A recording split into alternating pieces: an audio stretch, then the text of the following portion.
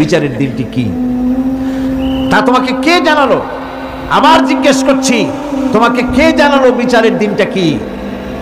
আল্লাহ পাক জবাবে বলছেন, বিচারের দিনটা হচ্ছে ইয়াউমা লা তামলিকু নাফসুন লিনাফসিন শাইআন ওয়াল আমরু ইয়াউমা ইযিন লিল্লাহ। বিচারের দিন হচ্ছে এমন দিন যেদিন কেউ নিজেকে রক্ষা করতে পারবে না, কারো থেকে কেউ নিজেকে রক্ষা করতে পারবে না, নিজেকে কেউ নিজের জন্য কাউকে সাহায্যকারী পাবে না। সমগ্র ব্যাপারটি নিরঙ্কুশভাবে আল্লাহ রাব্বুল আলামিনের হাতে থাকবে। সেই দিনটার নাম কিয়ামত, সেটার নাম পরকাল, সেটার নাম হচ্ছে বিচারের দিন। যেদিন কর্তৃত্ব হবে কেবলমাত্র কার? আল্লাহ পাক। সেই দিনটা হচ্ছে কর্মফল পাওয়ার দিন। লাহা মা কাসাবাত ওয়া আলাইহা মাকতাসাবাত। প্রত্যেক মানুষই সেই উপার্জন অনুসারে সেখানে ফল পাবে। যেমন কর্ম তেমন ফল পাবে, ব্যক্তি হিসাবে পাবে, দল হিসাবে পাবে। তিলকা উম্মাতুন ক্বাদ খালাত লাহা মা কাসাবাত ওয়া লাকুম মা কাসাবতুম ওয়া লা তুসআলুনা আম্মা ইয়ামালুন।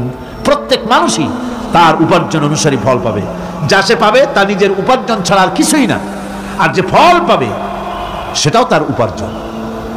সুতরাং কিয়ামতের দিন আল্লাহ মানুষের উপরে কোনো জুলুম করবেন না, অত্যাচার করবেন না। আল্লাহ পাক তো তার বান্দার জন্য জুলুমকারী নন, ঠিক কিনা? আল্লাহ পাক বলছেন, মান আমিলা সালিহান ফালিনাফসিহি ওয়া মান আসাআ ফাআলাইহা ওয়া মা রাব্বুকা বিযাল্লামিন লিল আবিদ। যে ব্যক্তি পুণ্য কাজ করলো সে নিজের কাজে নিজের স্বার্থেই তা করলো। আমরা যে নামাজ পড়ি এটা কি আল্লাহর স্বার্থ? কথা কন, আল্লাহর স্বার্থ? সারা পৃথিবীর সমস্ত মানুষ যদি আল্লাহরে সেজদা দেয়, আল্লাহর ক্ষমতা আরো কিছু কালের জন্য বাড়বে নাকি? সমস্ত মানুষ যদি আল্লাহকে অস্বীকার করে, বিদ্রোহী ঘোষণা করে, বিদ্রোহ ঘোষণা করে, তাতে কি আল্লাহর ক্ষমতা শেষ হয়ে যাবে? নাউযুবিল্লাহি মিন যালিক। যেমন ছিলেন তেমনই থাকবেন। সুতরাং আমরা যা করি, আমরা নামাজ পড়ি নিজেদের জন্য, আল্লাহকে খুশি করার জন্য, কিন্তু কল্যাণটা আমার। কল্যাণটা কার? আমার। রোজা, হজ, যাকাত, তেলাওয়াত যা করি সব আল্লাহকে খুশি করার জন্য, কিন্তু স্বার্থ পুরাটাই আমার, আমার কল্যাণের জন্যই আমি করি। এবং আল্লাহ হচ্ছেন তিনি তোমাদের রব। ওমা রাব্বুকা বিযাল্লামিন লিল আবিদ। তোমাদের রব হচ্ছেন তিনি যিনি বান্দাদের উপরে কখনো অত্যাচার করেন না, জুলম করেন না, মেহেরবানি দিয়ে যিনি ছেয়ে রাখেন, তিনি হচ্ছেন আল্লাহ পাক। সুতরাং সেই কিয়ামতের মাঠে আল্লাহ পাকের দরবারে আমাদের সকলকেই উঠতে হবে। আল্লাহ পাকের দরবারে আমাদের সামনে, আল্লাহ পাকের সামনে দাঁড়াতে হবে। সেদিন আমাদেরকে কেউ বাঁচাতে পারবে না। সেদিন আল্লাহ পাক এর দরবারে যেন আমরা আসামি না হই, সেজন্য এই পৃথিবীতে কোরআন অনুযায়ী আমাদের জীবন গড়তে হবে, সুন্নাহ অনুযায়ী জীবন গড়তে হবে। তাহলে পরকালে আল্লাহ পাকের কাছে নাজাত পাওয়া যাবে। বড় কঠিন জায়গা, বড়ই কঠিন জায়গা। আপনি ইউরোপে যান, আমেরিকায় যান, যেখানেই যান না কেন, বিদেশে গেলে সেখানে বন্ধু বান্ধব আছে, ফরেন কারেন্সি সংগ্রহ করে যেতে হয়। আর যদি বন্ধু বান্ধব না থাকে তাহলে ফরেন কারেন্সি তো সংগ্রহ করে নিয়ে যাবেনি, সেটা দিয়ে আপনার উপকার হবে। কিন্তু এমন একটা দেশে আমরা যাব, আমাদের সকলকে যেতে হবে। ওই দেশটার নাম কি? পরকাল। ওটার নাম কি? পরকাল। ওই পরকালে আমরা যে উঠবো, সেখানে কোনো আত্মীয় স্বজন মিলবে না। আল-ইয়াউমা লা ইয়ানফাউ মালুন ওয়ালা বানুন। ধন, সন্তান, সন্ততি, সম্পদ কোনো কাজে লাগবে না কিয়ামতের মাঠে।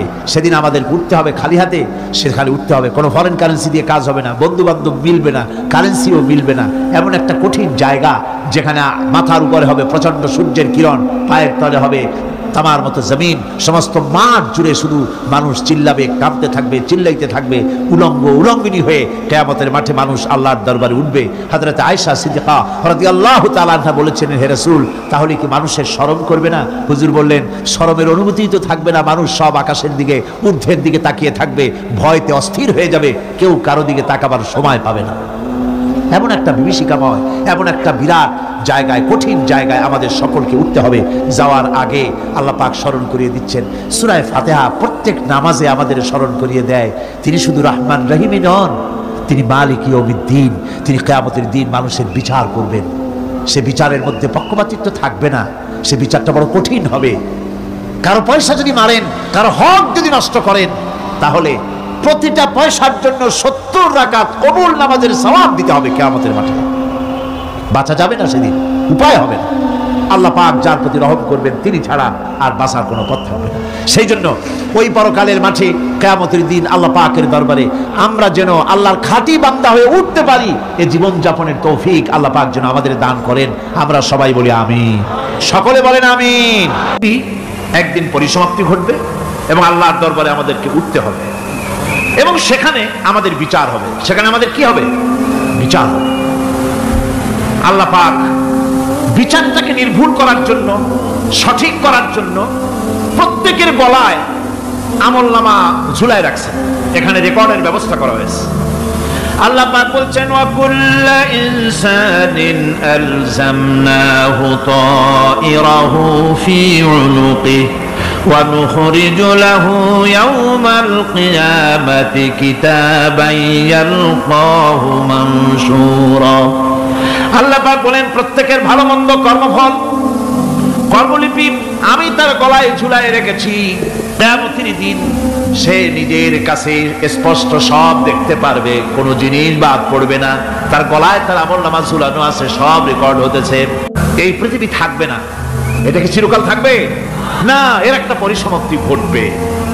যেমন করে সারা বছর লেখাপড়া করার পর কলেজে, বিশ্ববিদ্যালয়, মাদ্রাসায়, হাই স্কুলে সব জায়গায় সারা বছর লেখাপড়া করার পর যেমন পরীক্ষা দেওয়ার একটা দিন আসে, সারা বছর ব্যবসা করার পর হিসাব নিকাশ করার যেমন একটা সময় আসে, সারা মাস চাকরি করার পর বেতন পাওয়ার যেমন একটা দিন আসে, সারা জীবন চাকরি করার পর পেনশন পাওয়ার যেমন একটা সময় আসে, অনুরূপভাবে এই দুনিয়া যেদিন শেষ হয়ে যাবে, আল্লাহ নির্ধারিত সময় শেষ হয়ে যাওয়ার পর একটা সময় আসবে যখন আল্লাহ রব্বুল আলামিন সব শেষ করে দিবেন, লন্ডভন্ড হয়ে যাবে, কিছুই থাকবে না। কোরআনে সব আল্লাহ বলে দিয়েছেন। আল্লাহ পাক বলেন এই পৃথিবীর সব কেমন ভাবে ধ্বংস হবে তার চিত্র আল্লাহ পাক কোরআনে কারিমে তুলে ধরেছেন। ইযাস সামাউ ফাতারাত ওয়া ইযাল কাওয়াকিবু তাসারাত ওয়া ইযাল বিহারু ফুজ্জিরাত ওয়া ইযাল কুবুরু বু'সিরাত। যখন আকাশসমূহ তীর্ণ বিদীর্ণ হয়ে যাবে, তারকাগুলি বিক্ষিপ্ত হয়ে ছিটকে পড়বে, আর সমুদ্রগুলি উচ্ছ্বসিত হয়ে পড়বে, কবরগুলি সব তার ভেতরে যা আছে উদ্গীরণ করে দেবে, তারকাগুলি স্থিমিত হয়ে যাবে। এরপরে সমস্ত আকাশগুলি কাতাইয়িস সিজিল্লিল কুতুব, কিতাবের পৃষ্ঠার মতো একটার পরে একটা ঠাস ঠাস করে পড়তে থাকবে, চূর্ণ বিচূর্ণ হয়ে ভেঙে চুরে একাকার হয়ে যাবে। পাহাড়গুলিকে উড়িয়ে দেওয়া হবে, চন্দ্র এবং সূর্য একাকার হয়ে যাবে। আল্লাহ রাব্বুল আলামিন বলেন ফাইযা বারিকাল বাসার ওয়া খাসাফাল কমার ওয়া জুমিআশ শামসু ওয়াল কমার। চক্ষু যখন বিস্ফারিত হয়ে যাবে, চাঁদ যখন তার আলো হারিয়ে ফেলবে, সূর্য যখন তার আলো হারিয়ে ফেলবে, চাঁদ আর সূর্য সব একাকার হয়ে যাবে, সেই সময়ের অবস্থাটা কি চিন্তা করো। মানুষ হয়রান হয়ে দৌড়াদৌড়ি করবে। ওয়া হুমিলাতিল আরদু ওয়াল জিবালু ফাদুক্কাতা দাক্কাতান ওয়াহিদা। জমিন এবং পাহাড়গুলির মধ্যে আল্লাহ রাব্বুল আলামিন সংঘর্ষ বাঁধিয়ে দিবেন, পাহাড়গুলি ভেঙে চুরে টুকরা টুকরা হয়ে যাবে, পাহাড়গুলি উঁচু করে জমিনের উপরে আছাড় মেরে আল্লাহ রাব্বুল আলামিন ভেঙে চুরে চুরমার করে দিবেন। সুবহানাল্লাহ। ওয়াতাকুনুল জিবালু কালইহনিল মানফুশ, পাহাড়গুলো বেজা ধোনা তুলার মতো করে উড়িয়ে দেওয়া হবে, পাহাড় উড়ে যাবে। এই দুনিয়ায় ফাঁকিবাজি করে বহুত কিছু করা যায়, কিন্তু কিয়ামতের মাঠে এগুলি কিছুই চলবে না। আল-ইয়াওমা লা ইয়ানফাউ মালুন ওয়ালা বানুন। কিয়ামতের দিন ধন, সন্তান, সন্ততি আর সম্পদ কোনো কাজে লাগবে না। সেদিন শুধু আমল যদি ভালো হয় কাজে লাগবে, আমল খারাপ হবে সব শেষ হয়ে যাবে।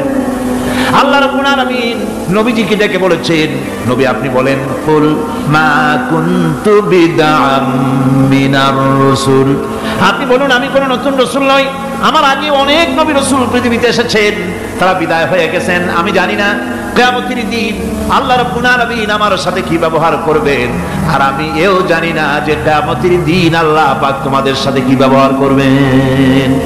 এই আয়াত নাযিল হওয়ার পর আল্লাহর হাবিব তার মেয়েকে ডাকলেন, জামাইকে ডাকলেন, নাতিদেরকে ডাকলেন, আহলে বাইতদেরকে ডাকলেন, আর বললেন, ও আমার মেয়ে কলিজার টুকরা ফাতেমা গো শোনো, কেবলমাত্র আয়াত নাযিল হয়ে গেল, আল্লাহ পাক আমাকে শোনাচ্ছেন কিয়ামতের দিন আমি জানি না আমার সঙ্গে কি ব্যবহার করা হবে, আর এও জানি না যে তোমাদের সাথে কি ব্যবহার করা হবে।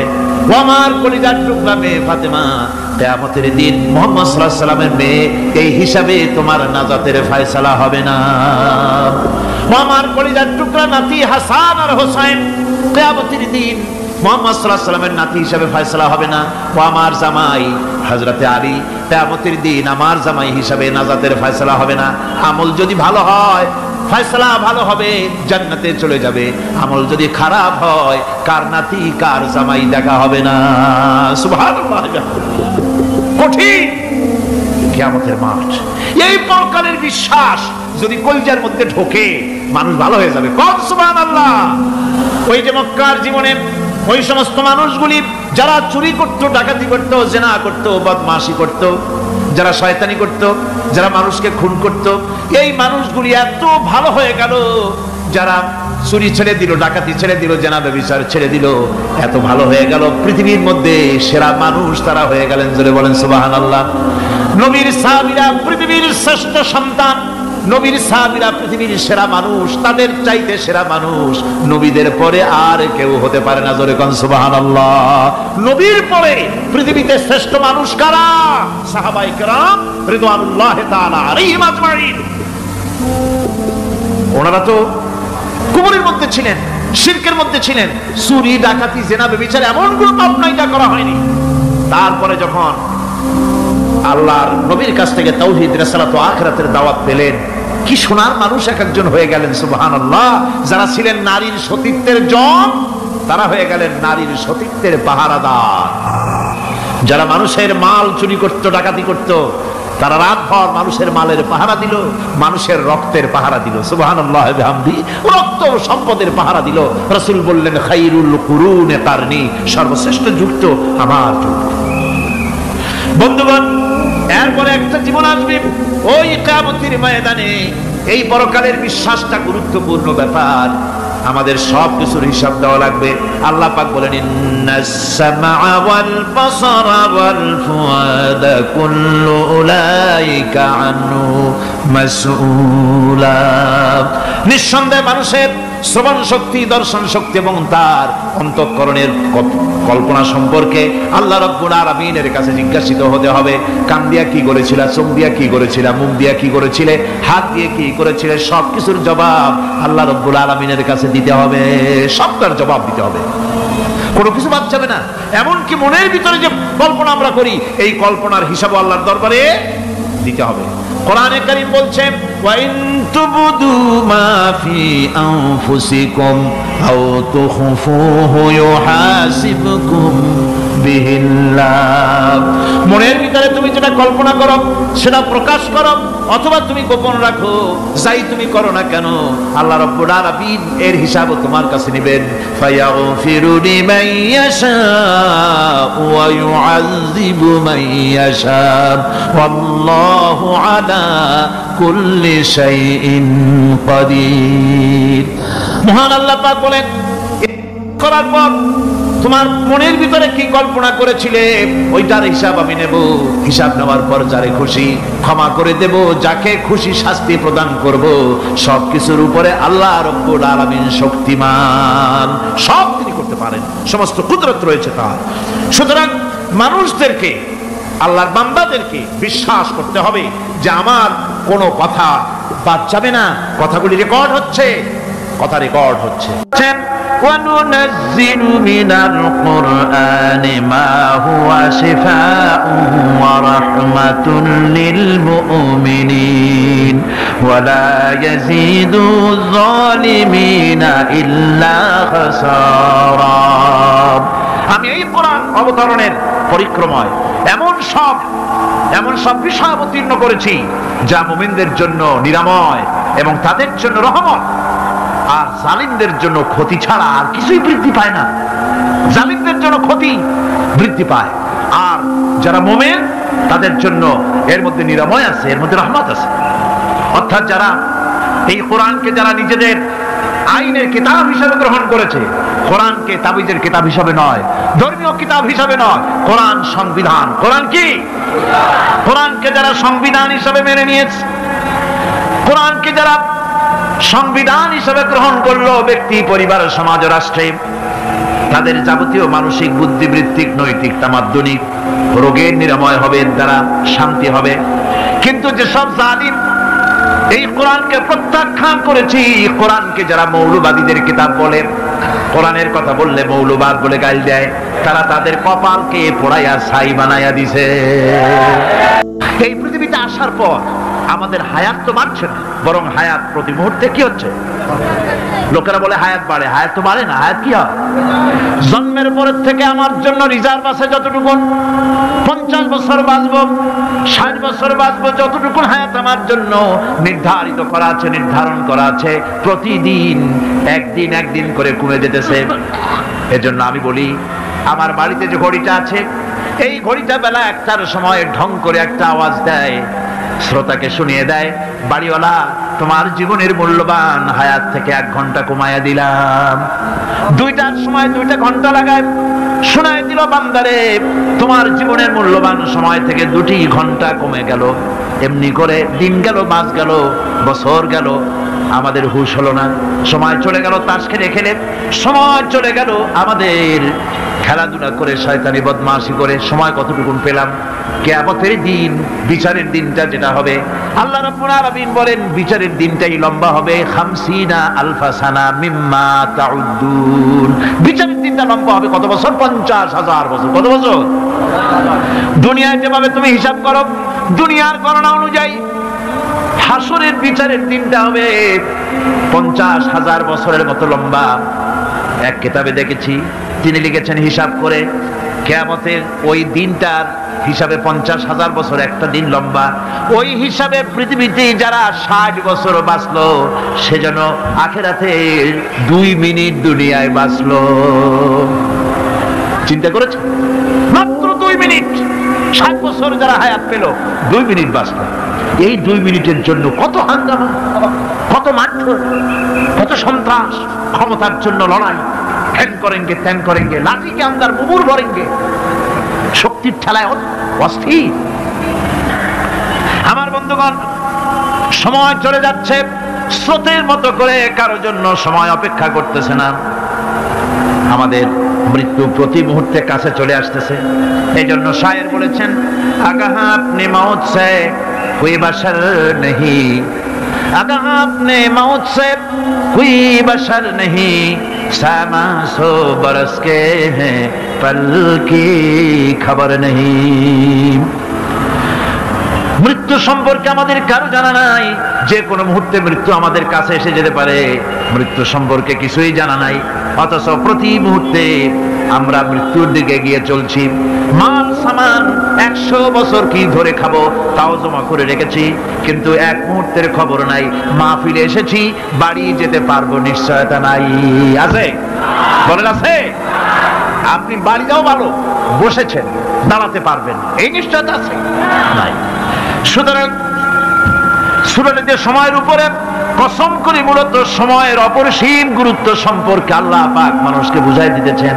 সময়ের দাম দাও। আমাদের সময় চলে যায় গান শুনতে শুনতে, আশ্চর্য মলম বিক্রি করা দেখতে দেখতে, তাস পাশা খেলতে খেলতে সময় চলে যায়, কেউ খেয়াল করে না। সময় বলতে অতীত কালও হতে পারে, আবার বর্তমানও হতে পারে। আর বর্তমান কাল কোনো কালই না। বর্তমান কাল কোনো কাল নয়। প্রতি মুহূর্তে ভবিষ্যৎ এসে বর্তমান হয়, আর প্রতি মুহূর্তে বর্তমান কি হয়? অতীত হয়ে যায়। বর্তমান কাল বলে কোনো কাল নেই, প্রতি মুহূর্তে অতীত হয়ে যাচ্ছে। এই যে আমি মাহফিলে বসছিলাম প্রথম এসে, ওইটা কি এখনো বর্তমান আছে? এই যে বর্তমান কথা বলছি, এটা অতীত হয়ে যাচ্ছে। সুতরাং বর্তমান কাল নাই।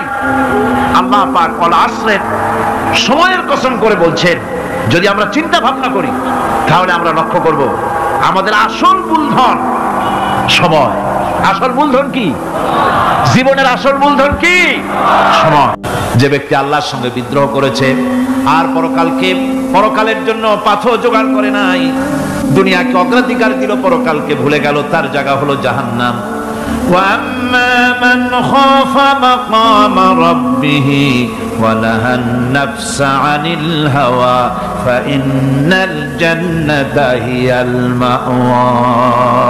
আর যে ব্যক্তি আপন প্রভুর সামনে উপস্থিত হওয়াকে ভয় করেছে এবং আপন প্রবৃত্তিকে লালসা মুক্ত করেছে, লালসার হাত থেকে রক্ষা করেছে, আল্লাহ রাব্বুল আলামিন কিয়ামতের দিন তার জন্য রেখে দিয়েছেন জান্নাত। তার জন্য কোন জায়গা? জান্নাত। আমাদেরকে পরকাল ভিত্তিক জীবন যাপন যদি করি তাহলে কবরের জবাবগুলি খুব আসান হবে। আর যদি পরকাল ভিত্তিক জীবন যাপন না হয়, কবরটা মুসিবত হয়ে যাবে। হযরত ওসমান রাদিয়াল্লাহু তাআলা আনহু কবরের কাছে গিয়ে খুব কাঁদতেন।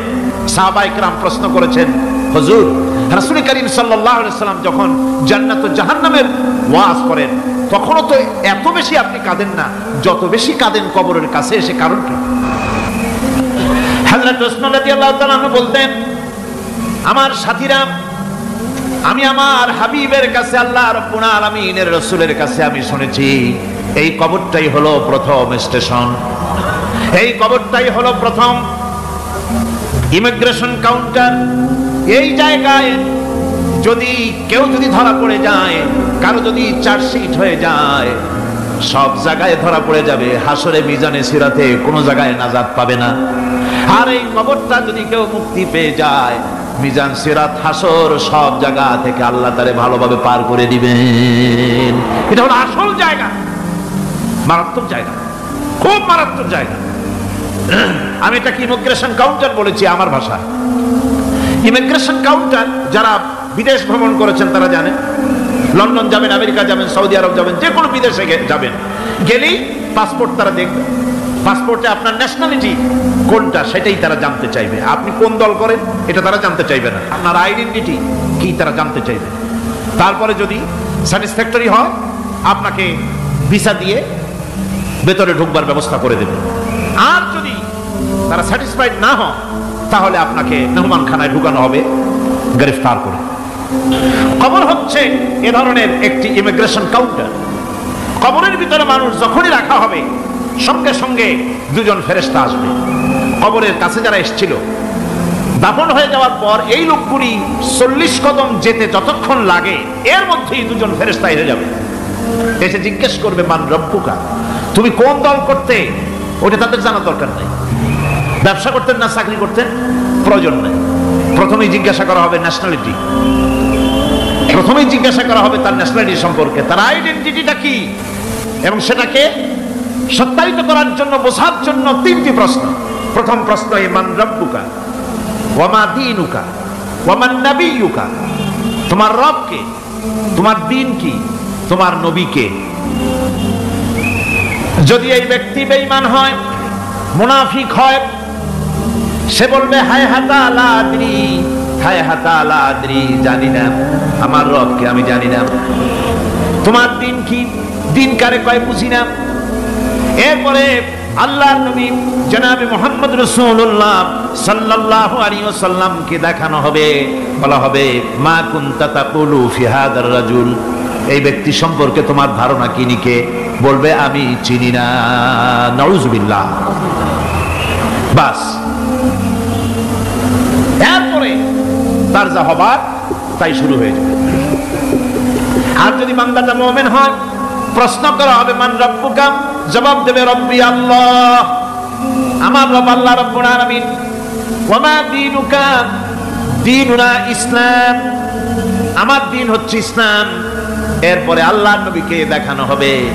কয়েক রকমের বর্ণনা আছে, কোন বর্ণনায় আছে হুজুরের আকারে দেখানো হবে অথবা রাসূলকে সরাসরি দেখানো হবে। বলা হবে মা কুনতা তাকুলু ফি হাদার রাজুল, এই লোকটি সম্পর্কে ধারণা কি?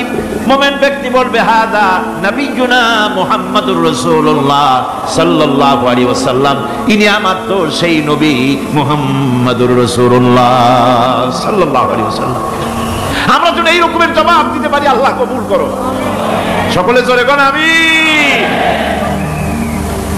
জবাব হয়ে যাওয়ার পর গায়ব থেকে আওয়াজ আসবে, ফাফরিশু বিল জান্নাতি ওয়ালবিসু বিল জান্নাহ। ও আমার ফেরেশতারা, আমার এই বান্দাকে জান্নাতের পোশাক পরায়া দাও আর কবরটাকে জান্নাতের বিছানা বিছায়া দাও। জান্নাতের পোশাক পরায়া দাও, জান্নাতের বিছানা বিছায়া দাও। ইলা মাদ্দা বাসারিহি, তার চোখের দৃষ্টি যতদূর যায় কবরটা ততটা প্রশস্ত করে দাও। এরপর বেহেশতের পোশাক পরাইয়া, বেহেশতের বিছানা বিছায়া ফেরেশতা বলবে নম তা নাউমুল উরুস, ঘুমিয়ে যাও। দুলামিয়া যেমন বাসর সজ্জায় নতুন বউ নিয়ে আরামে ঘুমায়, এরকম আরামে ঘুমায় যাও। ইলা ইয়াউমিল কিয়ামা, কিয়ামত পর্যন্ত ঘুমায় যাও,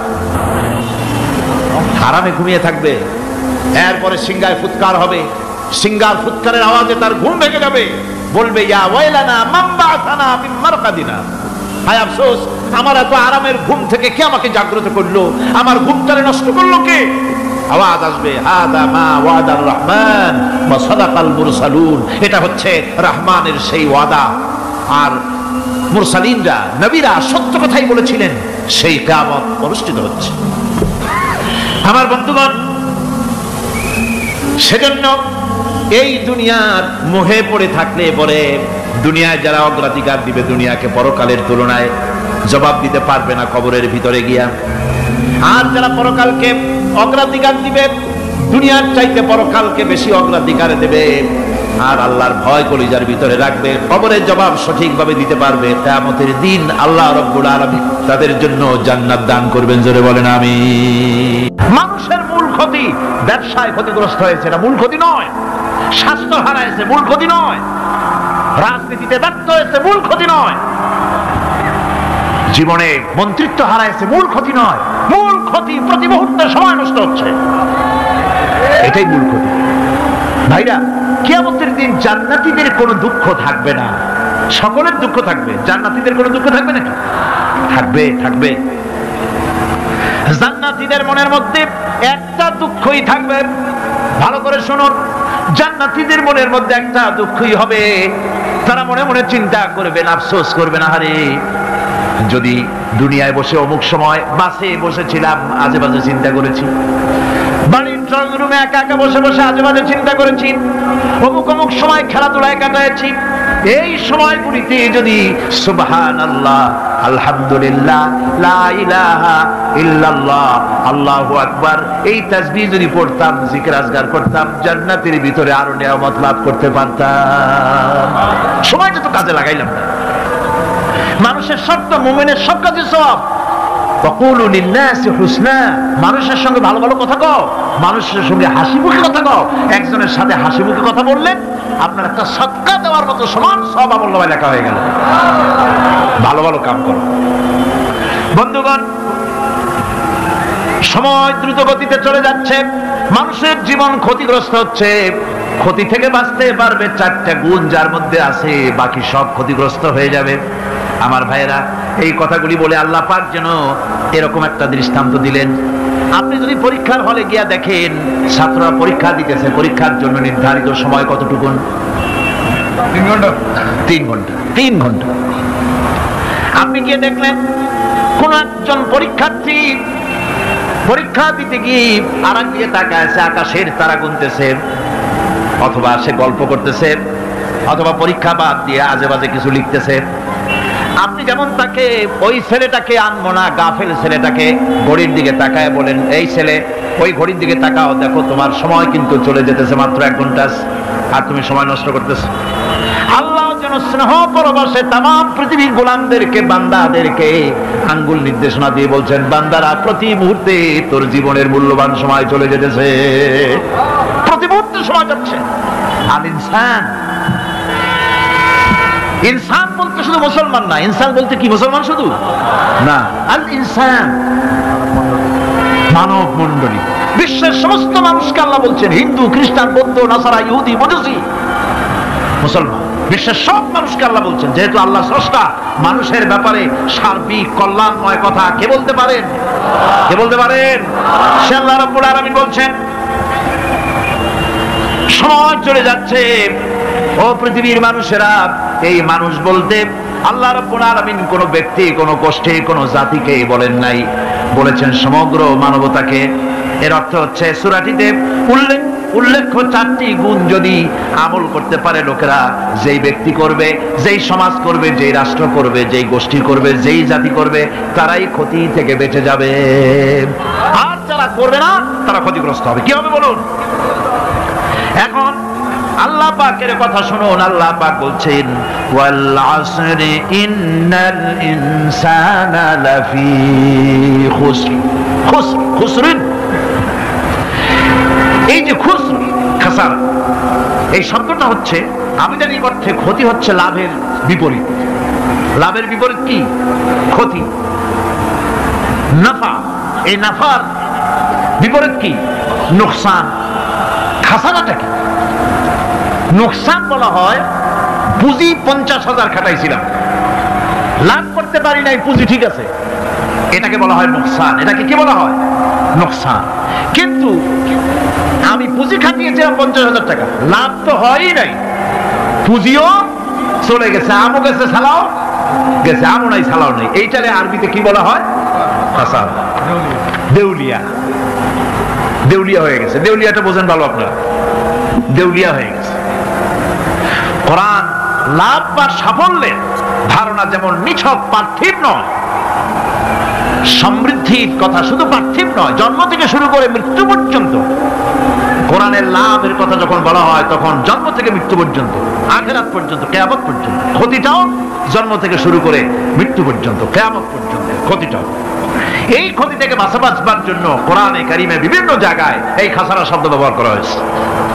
আল্লাহ রাব্বুল আলামিন বলছেন, ওয়ামান খাফফাত মাওয়াজিনুহু ফাউলাইকাল্লাযীনা খাসিরু আনফুসাহুম বিমা কানু বিআয়াতিনা ইয়াযলিমুন। যাদের পাল্লা ভারী হবে কিয়ামতে তারাই হবে সফলকাম, আর যাদের পাল্লা হালকা হবে, নেকির পাল্লা, নেকির পাল্লা যাদের হালকা হবে তারা হবে ক্ষতিগ্রস্ত। তারা নিজেদের ক্ষতি নিজেরাই ক্ষতি সাধনকারী হবে কিয়ামতের দিন। কাজে মানুষের জীবনের সমুদয় কার্যাবলীর ভালো অংশ যদি খারাপ অংশের উপরে বিজয়ী হয়, তারপরে খারাপ অংশ পাওনাদারদের দিয়ে টিয়া, এরপরে যদি নেকি কিছু বাকি থাকে, তাহলে বোঝা গেল লোকটা কিয়ামতে নাজাত পাবে। আর যদি ভালো কাজের উপরে খারাপ কাজ বিজয়ী হয়ে যায় আর সমস্ত পাওনাদারদেরকে পাওনা মিটাইয়া তারপরও পাপ বাকি থেকে যায়, এক চাইতে খাসারা পৃথিবীতে, আকাশে, জমিনে কিছুই আর হবে না। এর থেকে বাঁচার জন্য আল্লাহ পাক এই খাসারা থেকে বাঁচার জন্যই মানুষকে এই কথা বলছেন। এই কথাটি কোরআনে কারিমের অন্য একটি আয়াতে আরো সুন্দর করে বলা হয়েছে, যারা নাকি এই দুনিয়ার বুকে যারা নিজেদের পুঁজি খাটাইছে, জীবনের পুঁজি সুদ কামাইতে খাটালো, জীবনের পুঁজি খাটালো হারাম কামাইয়ের ভিতরে, অন্যায় কাজের ভিতরে, যারা জীবনের পুঁজিকে আল্লাহর দ্বীনের কাজে লাগাতে পারে নাই, তাদের সম্পর্কে বলা হচ্ছে খাসিরাদ দুনিয়া ওয়াল আখিরাতা যালিকা হুয়াল খুসরানুল মুবিন। খাসিরাদ দুনিয়া ওয়াল আখিরাত, দুনিয়াও ক্ষতিগ্রস্ত, আখিরাতেও ক্ষতিগ্রস্ত। এটা হচ্ছে তার জন্য সুস্পষ্ট ক্ষতি, এর থেকে বড় ক্ষতি আর কিছুই হতে পারে না। আল্লাহ পাক কোরআনে কারীমে অন্যত্র বলেছেন, وَنُنَزِّلُ مِنَ الْقُرْآنِ مَا هُوَ شِفَاءٌ وَرَحْمَةٌ لِلْمُؤْمِنِينَ وَلَا يَزِيدُ الظَّالِمِينَ إِلَّا خَسَارًا। আমি এই কোরআন অবতরণের পরিক্রমায় এমন সব বিষয় অবতীর্ণ করেছি যা মুমিনদের জন্য নিরাময় এবং তাদের জন্য রহমত, আর জালিমদের জন্য ক্ষতি ছাড়া আর কিছুই বৃদ্ধি পায় না। জালিমদের জন্য ক্ষতি বৃদ্ধি পায়, আর যারা মুমিন তাদের জন্য এর মধ্যে নিরাময় আছে, এর মধ্যে রহমত আছে। অর্থাৎ যারা এই কোরআনকে যারা নিজেদের আইনের কিতাব হিসেবে গ্রহণ করেছে, কোরআনকে তাবিজের কিতাব হিসেবে নয়, ধর্মীয় কিতাব হিসেবে নয়, কোরআন সংবিধান। কোরআন কি? কোরআনকে যারা সংবিধান হিসেবে মেনে নিয়েছে, কোরআনকে যারা সংবিধান হিসেবে গ্রহণ করলো ব্যক্তি, পরিবার, সমাজ, রাষ্ট্রে, তাদের যাবতীয় মানসিক, বুদ্ধিবৃত্তিক, নৈতিক, তামাদ্দুনিক রোগের নিরাময় হবে, এর দ্বারা শান্তি হবে।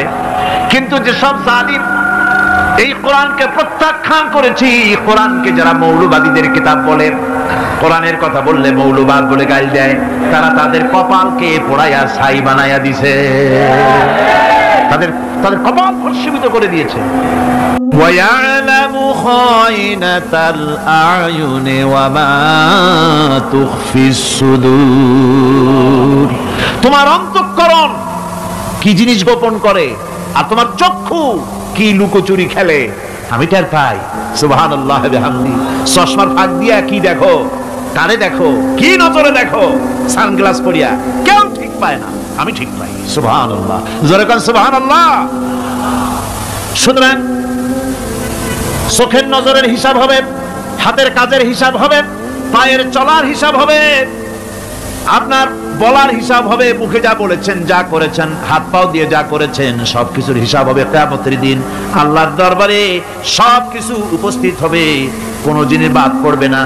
ফামান ইয়ামাল মিসকালা যাররাতিন খায়রান ইয়ারা ওয়া মান ইয়ামাল মিসকালা যাররাতিন শাররান ইয়ারা। ছোট্ট একটা ভালো কাজ যদি করো, তাও হাজির করা হবে, সামান্যতম ভালো কাজও তোমার বাদ পড়বে না। আর ক্ষুদ্রতম কোনো খারাপ কাজ করলে তাও উপস্থিত করা হবে, সব তোমার সামনে, কোনো জিনিস বাদ পড়বে না, সব দেখতে পাবে কিয়ামতের দিন। ভালো কাজটাও আর খারাপ কাজটাও আল্লাহর কাছে সেদিন আল্লাহ পাক মানুষের সামনে উপস্থিত করে দিবেন। আল্লাহ পাক বলছেন, সেদিন এই জমিন, তার ভিতরে যা লুক্কায়িত ছিল, জমিন সব বের করে দেবে। কান্নাহুম জারাদুম মুনতাশির। টিড্ডি, ফড়িংগুলি, পোকাগুলি মাটির থেকে যেমন বের হয়, এ মাটির ভিতরে যা আছে কিয়ামতের দিন সব মাটি বের করে দেবে। ইযা যুলজিলাতিল আরদু জিলজালাহা ওয়া আখরাজাতিল আরদু আসকালাহা ওয়া ক্বালাল ইনসানু মা লাহা। এই জমিনকে ঝাঁকি মারা হবে প্রবল এক ঝাঁকুনি, প্রবল এক ঝাঁকুনিতে এই পৃথিবীর মধ্যে যা কিছু আছে সব বেরিয়ে যাবে। সুবহানাল্লাহ কইতে ইচ্ছা করে না মিয়ারা? এক ঝাঁকুনিতে পৃথিবী সব বের করে দেবে। মানুষ हैरान হয়ে বলবে, কি হয়েছে, এ মাটির হলোটা কি? আমার বন্ধুগণ, মানুষ हैरान হয়ে গিয়ে বলবে, মাটির কি হলো? আল্লাহ রাব্বুল আলামিন বলেন, ইয়াউমাইদিন তুহাদ্দিসু আখবারাহা বিআন্না রাব্বাকা আওহালাহা। জমিনের উপরে যা ঘটেছে জমিন তা সব বের করে দেবে, সব প্রকাশ করে দেবে। আর এটা এই জন্য হবে যেহেতু তার রবের হুকুম হয়েছে, তার রব হুকুম করেছে বের করে দে। জমিনের ভিতরে আছে যা সব বেরিয়ে যাবে, আকাশ ভেঙে পড়বে, পাহাড় উড়ে যাবে, জমিনের ভিতরে যা আছে সব উপরে চলে আসবে, পৃথিবীতে সব শেষ, কিচ্ছু নাই, আকাশ নাই, পাহাড় নাই, সমুদ্র নাই, সব একাকার, চন্দ্র নাই, সূর্য নাই, তারকা নাই, গ্যালাক্সি নাই, মহাশূন্য নাই, সব শেষ। আল্লাহ রাব্বুল আলামিন সমস্ত ফেরেশতাদেরকে শেষ করে দিবেন, সকলের মওত হয়ে যাবে, কেউ আর থাকবে না। এমনকি হযরতে আজরাইল মালাকুল মউত তিনিও থাকবেন না, সব আল্লাহ রাব্বুল আলামিন মৃত্যু করে দিবেন। এরপরে আল্লাহ রাব্বুল আলামিন একা তিনি বলবেন, ইয়া দুনিয়া, ইয়া দুনিয়া আইনা আনহারুকি। এ পৃথিবী, তোর সেই সমুদ্রগুলো কোথায়, নদীগুলি কোথায়? ইয়া দুনিয়া আইনা আশজারুকি। হে দুনিয়া, তোমার গাছগুলি কোথায়? এত বন বনানি, এত গাছ ছিল। ইয়া দুনিয়া আইনা জিবালুকি। হে পৃথিবী, তোর জমিনে যত পাহাড় ছিল, পাহাড়গুলি কই? যত স্বৈরাচার ছিল জমিনের উপরে, যারা স্বৈরাচারী মনোবৃত্তি নিয়ে মানুষ ধ্বংস করেছে, দেশ ধ্বংস করেছে, মায়ের বুক খালি করেছে, ওই স্বৈরাচারগুলি কই? কোনো জবাব নাই। আল্লাহ পাক এর পরে বলবেন, লিমানিল মুলকুল ইয়াউম। কার রাজত্ব? আজকে রাজত্বটা কার? আল্লাহ তিনবার আওয়াজ দিবেন, আজকে রাজত্ব কার? আল্লাহ পাক যখন তিনবার করে ডাক দিবেন, কোনো জবাব নাই, কোনো জবাব নাই। কে জবাব দেবে? আল্লাহ রাব্বুল আলামিনের সামনে কার ক্ষমতা আছে কথা বলার? কেউ তো নাই, সব শেষ। আল্লাহ পাক বলবেন লিল্লাহিল ওয়াহিদুল কাহ্হার, একমাত্র পরাক্রমশালী আল্লাহ রাব্বুল আলামিনের রাজত্ব আজ। সেই হাসরের মাঠে আমাদের সকলকে উপস্থিত হয়ে যেতে হবে। কেউ আমরা এখান থেকে বাঁচতে পারবো না, সবাইকে উঠতে হবে। অপরাধীরা সেখানে অসহায় হয়ে যাবে, অপরাধীরা অসহায় হয়ে যাবে। আল্লাহ পাক বলেন فَإِذَا جَاءَتِ الصَّاخَّةُ يَوْمَ يَفِرُّ الْمَرْءُ مِنْ أَخِيهِ وَأُمِّهِ وَأَبِيهِ وَصَاحِبَتِهِ وَبَنِيهِ। অবশেষে যখন কান ফাটানো আওয়াজ আসবে, এই আওয়াজ সেদিন মানুষ নিজের মা বাপ ভাই বোন সব থেকে বিচ্ছিন্ন হয়ে যাবে, সব একের থেকে আরেকজন পালায় যাবে, হারায় যাবে, কেউ কাউকে আর খুঁজে পাবে না। সেদিন ওই কিয়ামতের মাঠে বিভীষিকাময় দৃশ্য, মানুষ হয়রান হয়ে যাবে। মাথার এক হাত অথবা অর্ধ মাইল অথবা এক বিগত এতটুকুন উপরে ওই প্রকাণ্ড সূর্যটার তাপ আসবে, গুনাহগারের মাথার চান্দি ফেটে গিয়া মগজগুলি গলে গলে নাক কান দিয়ে বেয়ে পড়তে লাগবে, জিহ্বাটা কুকুরের মতো ঝুলে নাভিস্থল পর্যন্ত পড়ে যাবে, মাটিটা সূর্যের উত্তাপে তামার মতো গরম হয়ে যাবে, সারা হাসর জুড়ে আওয়াজ হবে পানি পানি পানি। মানুষেরা হয়রান হয়ে যাবে সেই হাসরের ময়দানে। এই চরম কষ্টের ভিতরে আল্লাহ রাব্বুল আলামিন বলেন সেদিন দুটো ভাগ হয়ে যাবে, একদল মানুষের চেহারা আলোয় ঝলমল হয়ে যাবে, আর একদল মানুষের চেহারাগুলি কালো হয়ে যাবে। উজুহু ইয়াউমাইদিন মুসফিরাতুন দাহিকাতুন মুস্তাবশিরা ওয়া উজুহু ইয়াউমাইদিন আলাইহা গাবারা। আল্লাহ পাক বলেন এক শ্রেণীর মানুষের চেহারা হাস্যোজ্জ্বল ঝলমলে হয়ে যাবে, আর এক শ্রেণীর মানুষের চেহারাগুলি কালো হয়ে যাবে। তারহাকুহা কাতারা উলাইকা হুমুল কাফারাতুল ফাজারা। হাস্যোজ্জ্বল স্বচ্ছন্দপূর্ণ সুন্দর উজ্জ্বল ঝলমলে চেহারা হবে ঈমান আনার কারণে, পরকালকে বিশ্বাস করার কারণে, আল্লাহ এবং রাসূলের কথা অনুযায়ী জীবন যাপনের কারণে চেহারাটা উজ্জ্বল হয়ে যাবে। আর আল্লাহর নাফরমানি, রাসূলের নাফরমানি, পরকালকে অস্বীকার করার কারণে কাফেরগুলির চেহারা, মুনাফিকগুলির চেহারা কালো হয়ে যাবে। তাদেরকে আলাদা করে দেওয়া হবে। ফামতাজুল ইয়াওমা আইয়ুহাল মুজরিমুন, মুজরিমদেরকে আলাদা করে দেওয়া হবে, দুইটা ভাগ হয়ে যাবে। এই চরম অবস্থা সৃষ্টি হবে কিয়ামতের ময়দানে। সেদিন রাসূল করিম সাল্লাল্লাহু আলাইহি ওয়াসাল্লাম উম্মতের জন্য সুপারিশ করবেন। সেই সুপারিশ যেন আমাদের করতে পারেন সেজন্য আমাদেরকে তৈরি করতে হবে, সে ধরনের যোগ্য আমাদেরকে বানাতে হবে। বন্ধুগণ, এই পরকালীন জীবন এর সম্ভাবনা এটা যে হবে এবং সেই পরকালে আমাদের সকলকে যে উঠতে হবে, কিয়ামতে আল্লাহর কাছে জীবনের সব কিছুর জবাবদিহি করতে হবে, এই ভীতি সৃষ্টি করতে চায় আল্লাহ পাক মানুষের ভেতরে। আল্লাহ পাকের চাইতে মানুষের কল্যাণকামী আর কেউ আছে? চিল্লায় কোন আল্লাহর চাইতে, বিশ্ববাসীর সৃষ্টি জগতের কল্যাণকামী আল্লাহর চাইতে, রাসূলের চাইতে বেশি কেউ কি আছে? সে আল্লাহ পাক সব বলে দিলেন, ওপেন সিক্রেট করে দিলেন, সব গোপন ফাঁস করে দিলেন। কেমনে বিচার হবে, কেমনে কিয়ামত অনুষ্ঠিত হবে, কেমনে কি হবে, সব খুলে খুলে আল্লাহ পাক বলে দিলেন আমাদেরকে ভালো হওয়ার জন্য। কোরআনে কারীম বলছে লাইসাল বিররা আন তুওয়াল্লু ওয়ুজুহাকুম কিবালাল মাশরিকি ওয়াল মাগরিব।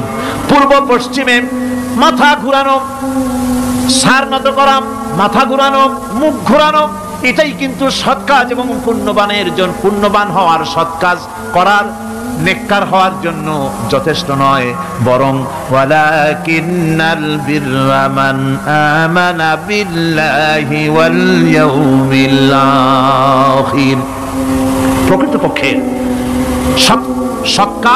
সৎকারী মুমিন, ভালো কাজ করা, প্রকৃত মুমিন, সত্যিকারের ভালো মানুষ, সত্যিকারের ইমানদার হওয়ার জন্য 10টি কাজ লাগবে। কয়টি কাজ?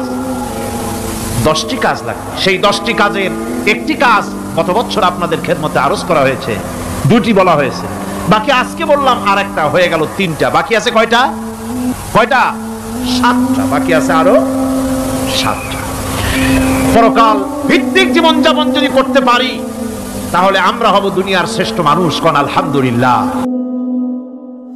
وسخر لكم ما في السماوات وما في الأرض।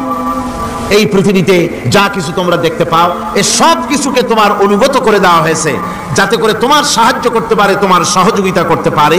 এজন্য আমি সবকিছুকে সৃষ্টি করেছি। সাখারা শব্দের অর্থ হচ্ছে যে আমি সবগুলিকে তোমাদের অনুগত করে দিয়েছি যাতে করে তোমাদের অনুগত থাকে, অর্থাৎ তোমরা তাদের এই সমস্ত জিনিস দিয়ে তোমরা কাজ নিতে পারো। পানির উপর দিয়ে তোমরা যেন নৌকা চালাতে পারো, স্টিমার চালাতে পারো, পানি অনুগত করা হয়েছে। বাতাসকে অনুগত করা হয়েছে। পৃথিবীর সব কিছুকেই আমি অনুগত করে দিয়েছি তোমাদের যাতে করে তার দ্বারা তোমরা কাজ নিতে পারো।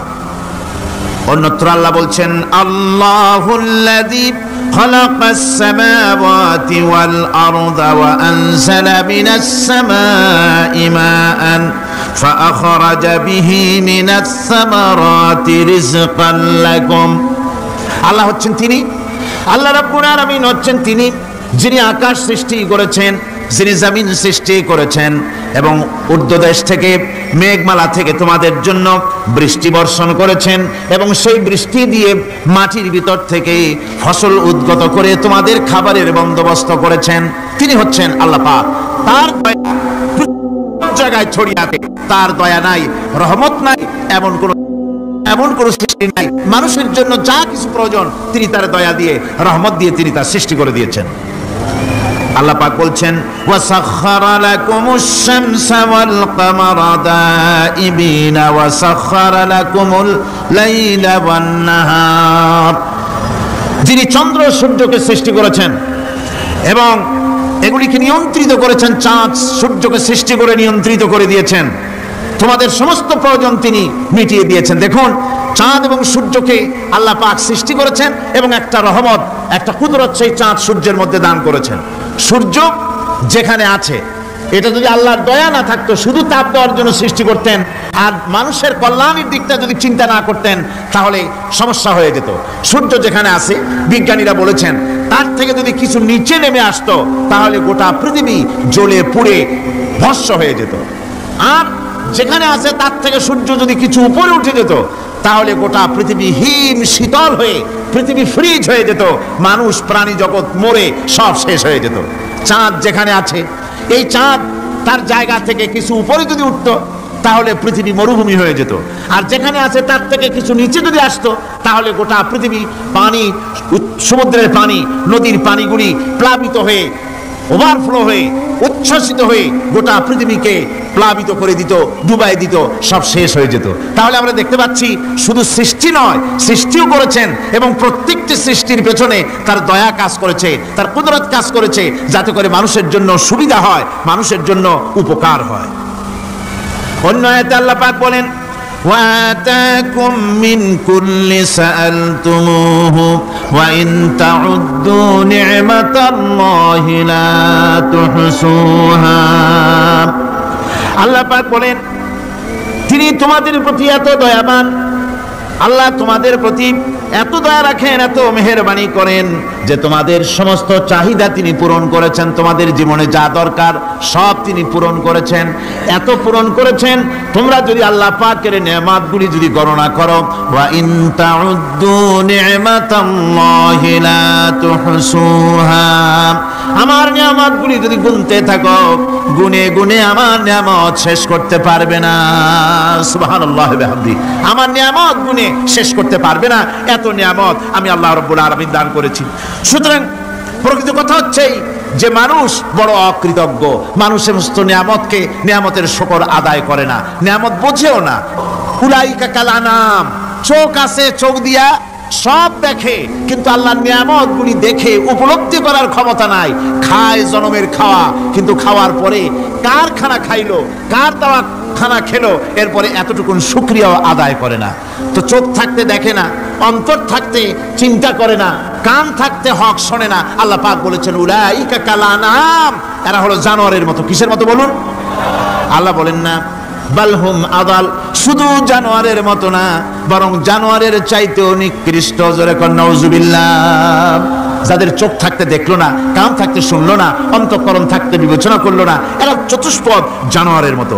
আল্লাহ পাক বলছেন আর রহমান আল্লামাল কোরআন, এই কোরআন শিক্ষা দিয়েছেন রহমান, যিনি দয়ার সাগর, যিনি মানুষের সব প্রয়োজন মিটিয়েছেন।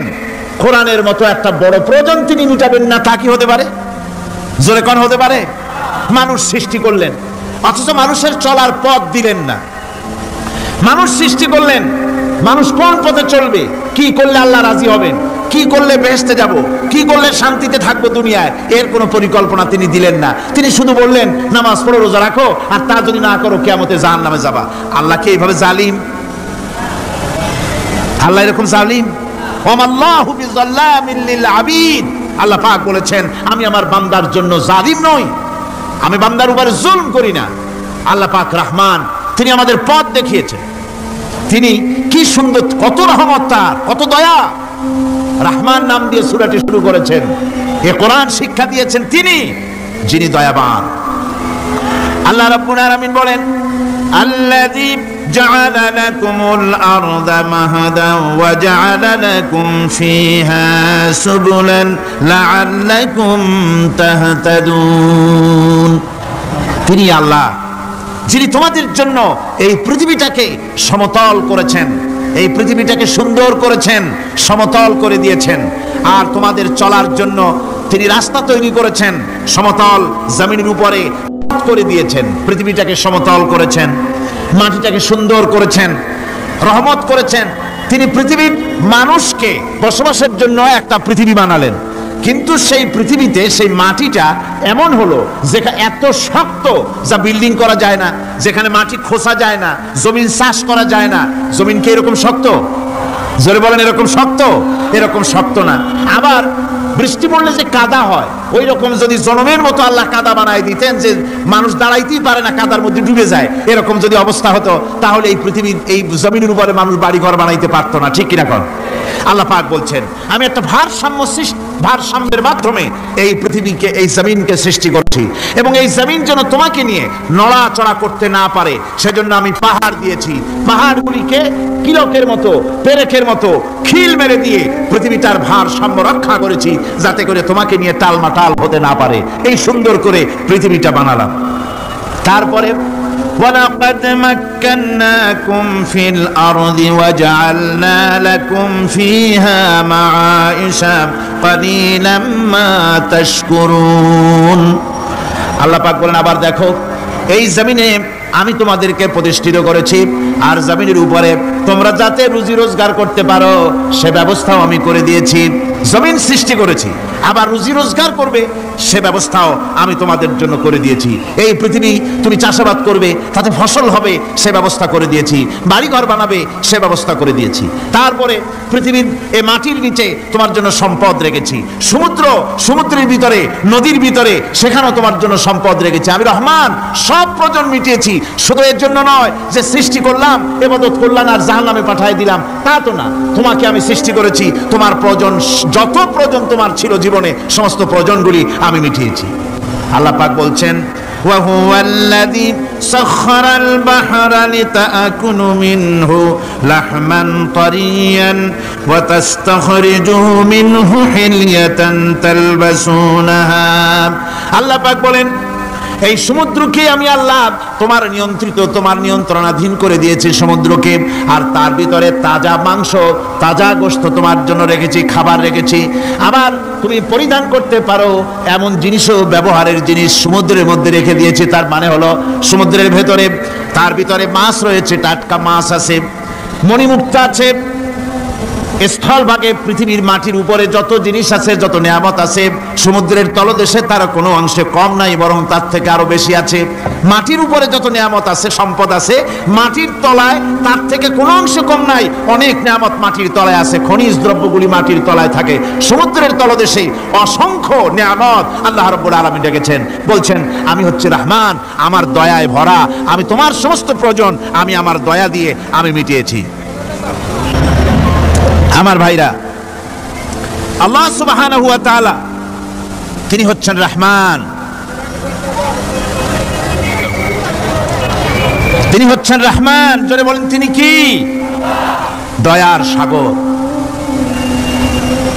যিনি মানুষের সমস্ত প্রয়োজন মিটিয়েছেন, তিনি কোরআন অবতীর্ণ করেছেন। আমি আল্লাহর দয়ার কথা, রহমান শব্দের ব্যাখ্যা আপনাদের সামনে করে সামনে এগোচ্ছি। আল্লাহ পাক বলছেন যে আমি এই পৃথিবী সৃষ্টি করলাম, মাটিতে তোমাদের জন্য চতুষ্পদ জন্তু সৃষ্টি করেছি, বাতাসের উপরে পাখিরা সাঁতার কাটছে, আর পানির ভিতরে মৎস্যরাজি রয়েছে। এ সমস্ত প্রাণীগুলির আত্মরক্ষার জ্ঞান আমি দান করেছি, তারা তোমাদের জন্য উপকার করে। সেই পশুগুলি পশম দিয়ে তোমাদের কাপড় চোপড় তৈরি হয়, তারপরে তার চামড়া তোমরা পরিধান করো। এই পশুগুলিও তোমাদের জন্য আমি এক নিয়ামত হিসেবে দিয়েছি। ওয়াল-আনআমা খালাকাহা লাকুম ফীহা দিফউন ওয়া মানাফিউ ওয়া মিনহা তা'কুলুন।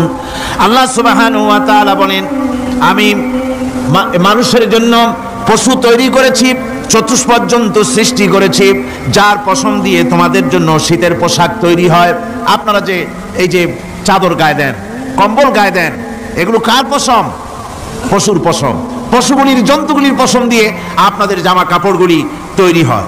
তারপরে এই পশু আপনাদের জন্য বাড়িতে পাহারা লাগায়।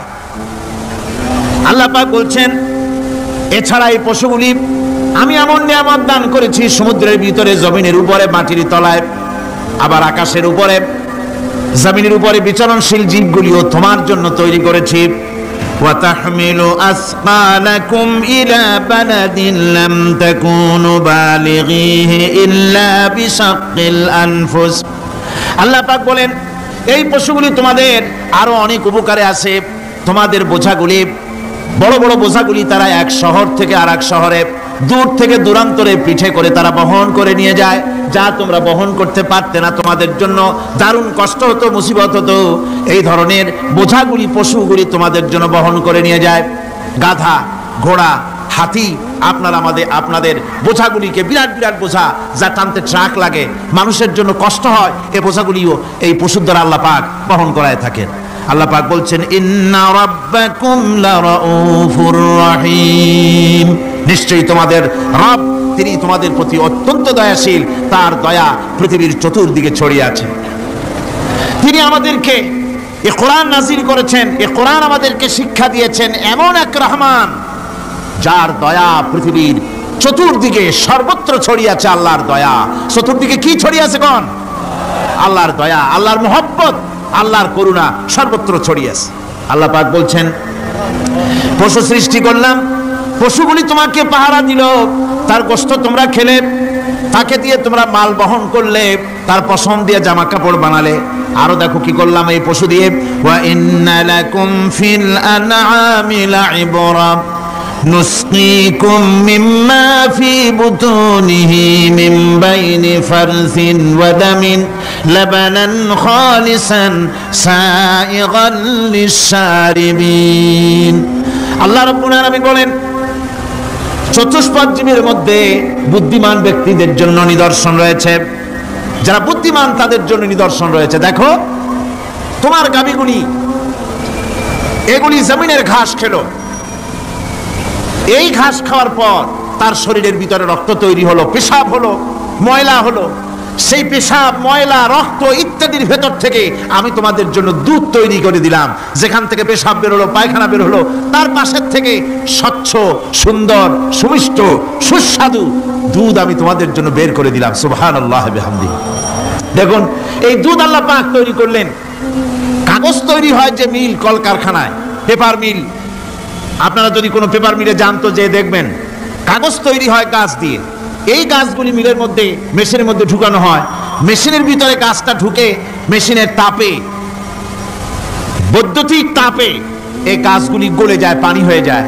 তারপরে ছাকনা থাকে, নেট থাকে, কয়েকটা নেট থাকে, সেই ছাকনাগুলির ভিতর থেকে ছেঁকে এরপরে সেই পানিটা চলে আসে প্লেটের উপরে, এসে আস্তে আস্তে শক্ত হতে হতে সেটা কাগজে পরিণত হয়ে যায়, পানিটা আস্তে আস্তে কাগজে পরিণত হয়ে যায়। তো এই কাগজ তৈরি করতে গিয়ে কাগজটা থেকে যে ছাকনাগুলি দেওয়া হলো, নেট দেওয়া হলো, যাতে করে কোনো আবর্জনা না যায়, সেজন্য এতগুলি নেট সিস্টেম আছে, এতগুলি ছাকনার সিস্টেম আছে। কিন্তু তারপরেও এত সাবধানতা সত্ত্বেও আমরা দেখি কাগজে লিখতে গেলে কাগজের মধ্যে নিপের সাথে অ্যাক্সিডেন্ট হয়ে যায়, এ ধরনের আবর্জনা কাগজের মধ্যে দুই একটা থেকে যায়, অনেক কাগজের মধ্যে এরকম পাওয়া যায়, যায় কিনা ভাই? এবার আপনি দেখেন, কাগজ তৈরি করার জন্য মিল কলকারখানার ভিতরে, পেপার মিলে এতগুলো নেটের ব্যবস্থা থাকে, ছাকনার ব্যবস্থা থাকে, তারপরেও আবর্জনা কিছু কাগজের মধ্যে চলে আসে, দুই একটা থেকে যায়। কিন্তু ঘাস খেলো, কুটা খেলো, খড় খেলো, ভুসি খেলো, তুষি খেলো, গাবিতে খেলো, খাওয়ার পরে আল্লাহ রাব্বুল আলামিন এ দিয়ে দুধ বানালেন, এ দিয়ে পায়খানা হলো, পেশাব হলো, রক্ত হলো। দুধ যখন দহন করলেন, দুধ দহন করার সময় একটা ঘাসের কণাও কি তার মধ্যে পেয়েছেন? পাওয়া গেছে? যায় নাই। অথচ দুধ থাকে যে বাটের মধ্যে, ওটা কি বলেন? ওলান বলে নাকি? যে ওলানের ভিতরে দুধ থাকে, ওইটা কাটে দেখেন, জবাও করে, গরু জবাও করে ওলানটা কাটে দেখেন, ওর ভিতরে কোনো নেট আছে, কোনো জাল আছে, কোনো ছাকনার ব্যবস্থা আছে? কিচ্ছু নাই। সুবহানাল্লাহ কইতে ইচ্ছে করে না ভাইরা? আল্লাহ রাব্বুল আলামিন বলেন, এইভাবে করে পশুর ভিতরে তোমার জন্য কত, এক পশুতে কত উপকার করলাম, গোশত খাওয়ালাম, চামড়া দিয়া জামা বানায় দিলাম। প্রচন্ড শীত পড়ে যেখানে, কানাডায়, ইউরোপে, আমেরিকায় প্রচন্ড শীত পড়ে কোন কোন এলাকায়। দক্ষিণ আমেরিকায় কানাডার একটা এলাকা আছে যেখানে এবার আমি সফর করে এসেছি। 12 মাস বরফ পড়ে সেখানে, বরফ আর বরফ ছাড়া কিছু নাই, সমস্ত রাস্তাঘাট সব বরফ আর বরফ। সেখানে এই প্রচন্ড শীতের ভিতরে মানুষ কিভাবে থাকবে? সুতা দিয়ে তৈরি করা কাপড়ে শীত কিছুতেই মানতে পারে না। আমি তো গেছি এমন এক জায়গায়, কানাডা এবং আমেরিকা যেখানে ছিলাম, সেখানে শীত ছিল -11 টেম্পারেচার, -11। এখন বোঝেন যে ঠান্ডাটা কি পরিমাণ। মুখের থেকে থুতু ফেললে আপনি চেহারা ফিরাতে পারবেন না, এর মধ্যে আপনার থুতু বরফ হয়ে যাচ্ছে। এই রকমের প্রচন্ড ঠান্ডায় সব রকমের কাপড় চোপড় যা ছিল এগুলো সব কিনে গায়ে দিয়ে আমি 1-3 হয়ে গেছি ফুলিয়া। তারপরেও আমার মনে হচ্ছে ঠান্ডা আমার হাত দিয়ে স্পর্শ করতেছে। তাহলে বরফের দেশ যেটা, এস্কিমোরা যেখানে বাস করে, সেই মানুষগুলির অবস্থা কি? ওই এস্কিমোরা যেখানে বাস করবে, 12 মাস যেখানে বরফ পড়বে, ওই জায়গার মানুষগুলো কি করে, কি গায়ে দিয়া বাঁচবে? এ পরিকল্পনা, এই চিন্তা দুনিয়ায় কেউ করে নাই, রহমান করেছেন। আল্লাহ রাব্বুল আলামিন পশু তৈরি করেছেন, পশুর গায়ে পশম দিয়েছেন, চামড়া দিয়েছেন, সেই জায়গার মানুষগুলি চামড়া দিয়া জামা তৈরি করে গায়ে লাগায়, শীত ঢোকে না। সুবহানাল্লাহ, চামড়া দিয়ে জামা তৈরি হচ্ছে, কাপড় চোপড় তৈরি হচ্ছে। আল্লাহ বলেন, এভাবে করে কত কিছু হলো। চামড়া দিয়া জামা বানাইলা, পশম দিয়ে শাল তৈরি করলে, কম্বল তৈরি করলে, গোশতগুলো পাইকারি করে খাইলে জম্মের খাওয়া। তারপরে হাড্ডিগুলি দিয়ে শার্ট তৈরি করলে, এই পশু তোমাকে পাহারা দিল বাড়িতে, কুত্তায় সারা রাত পাহারা দেয় তোমার বাড়িতে। কুত্তা আবার পুলিশেও চাকরি করে। ইংল্যান্ডে, লন্ডনে দেখেছি আপনার, সেখানে কুকুর, ওকে ট্রেনিং দেওয়া হয়, কুকুর পুলিশে চাকরি করে।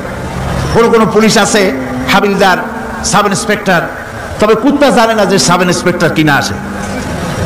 বিভিন্ন বিভাগ তাকে দেওয়া হয়েছে এবং তারা এত নির্ভরযোগ্য, শুধুমাত্র চোরের ছবি আর তার ব্যবহৃত জামা কাপড় একটুখানি নাকে শুকায় দেবে কুত্তাকে, পুলিশ আর যাওয়া লাগবে না। এই কুত্তা পুলিশই যথেষ্ট। খুঁজা চোর যদি একবার তার নজরে এসে যায়, আর ছাড়াছাড়ি নাই, তাকে হাজির করবে, পুলিশের সামনে এনে হাজির করবে। তো এই কুকুর বাড়িতে পাহারা দিচ্ছে আপনার জন্য, তারপরে পুলিশের দায়িত্ব পালন করতেছে। মানুষ মরে গেলে কোথায় মরেছে সেগুলি সন্ধান করে নিয়ে আসতেছে, মাইন কোথায় পোতা আছে তা খুঁজে নিয়ে আসতেছে। কত উপকার আল্লাহ পাক করছেন। আল্লাহ পাক বলছেন, দেখো বান্দা, তোমার জন্য এই ধরনের অসংখ্য নিয়ামত আমি দান করেছি। আর এই নিয়ামতগুলি কার থেকে আসছে? যত নিয়ামত বান্দা তোমার জন্য তুমি পেয়েছো, সমস্ত নিয়ামত আমি আল্লাহ রাব্বুল আলামিনের পক্ষ থেকে এসেছে। সব নিয়ামত কে দিয়েছেন? জোরে বলেন, কে দিলেন? আল্লাহ পাক দিলেন। আল্লাহ পাক বলেন এইভাবে করে আমি আমার নিয়ামত দিয়ে রহমত দিয়ে তোমাকে আমি সৃষ্টি করেছি, তোমাকে লালন পালন করতেছি। একটি মানুষ যতই সংকীর্ণ এবং অসভ্য জীবন যাপন করুক না কেন, সে পৃথিবীতে যেখানে বসবাস করে সেখানে বসে সে অন্তত তার চতুর্দিকে কত নিয়ামত সে লাভ করতেছে তা সে চিন্তা না করে পারে না। সে যদি চিন্তা করে তাহলে অবশ্যই এগুলি তার জ্ঞানের মধ্যে আসবে। একজন কৃষক, সে নির্জন একটা কুটিরে বাস করে, সে আল্লাহর সৃষ্টি নৈপুণ্যতা বুঝুক আর না বুঝুক, আকাশ কেন সৃষ্টি হলো, জমিন কেন সৃষ্টি হলো, এই কথা যদি জিজ্ঞাসা করা হয় কৃষককে, সে তো ভালো করে তা বুঝবে না।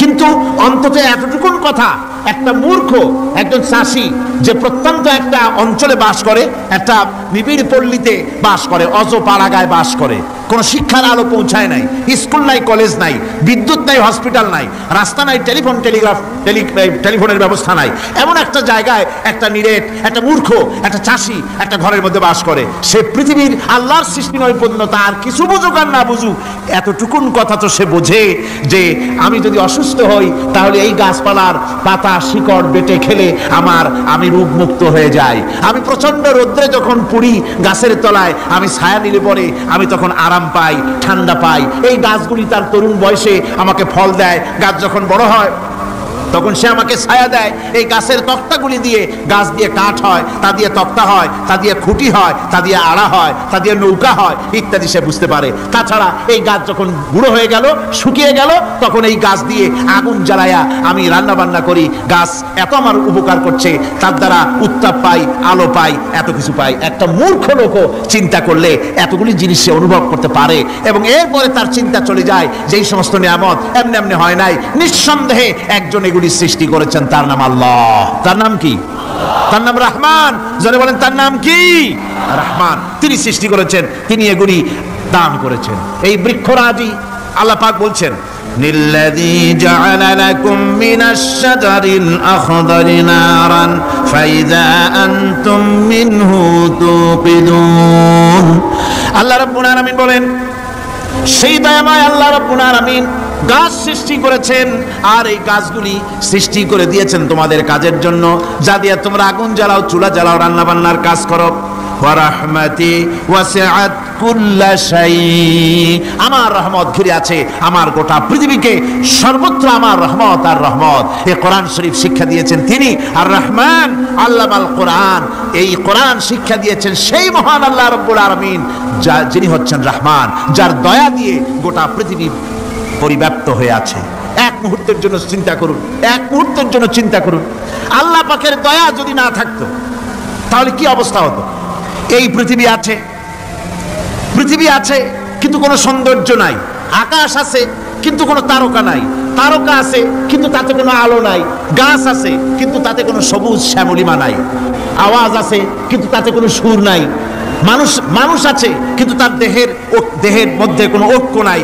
এই জাতীয় একটা পৃথিবীর চিন্তা মানুষ করতে পারে না, এটা একটা কবরস্থানের মতো অবস্থা হয়ে যাবে। আল্লাহ পাক বলছেন দেখো আকাশ বানাইছি, আবার সেই আকাশ দেখতে যেন সুন্দর হয় সেজন্য তারকা প্রদীপ দিয়ে আকাশকে সাজাইছি। যেরকম সুবহানাল্লাহ।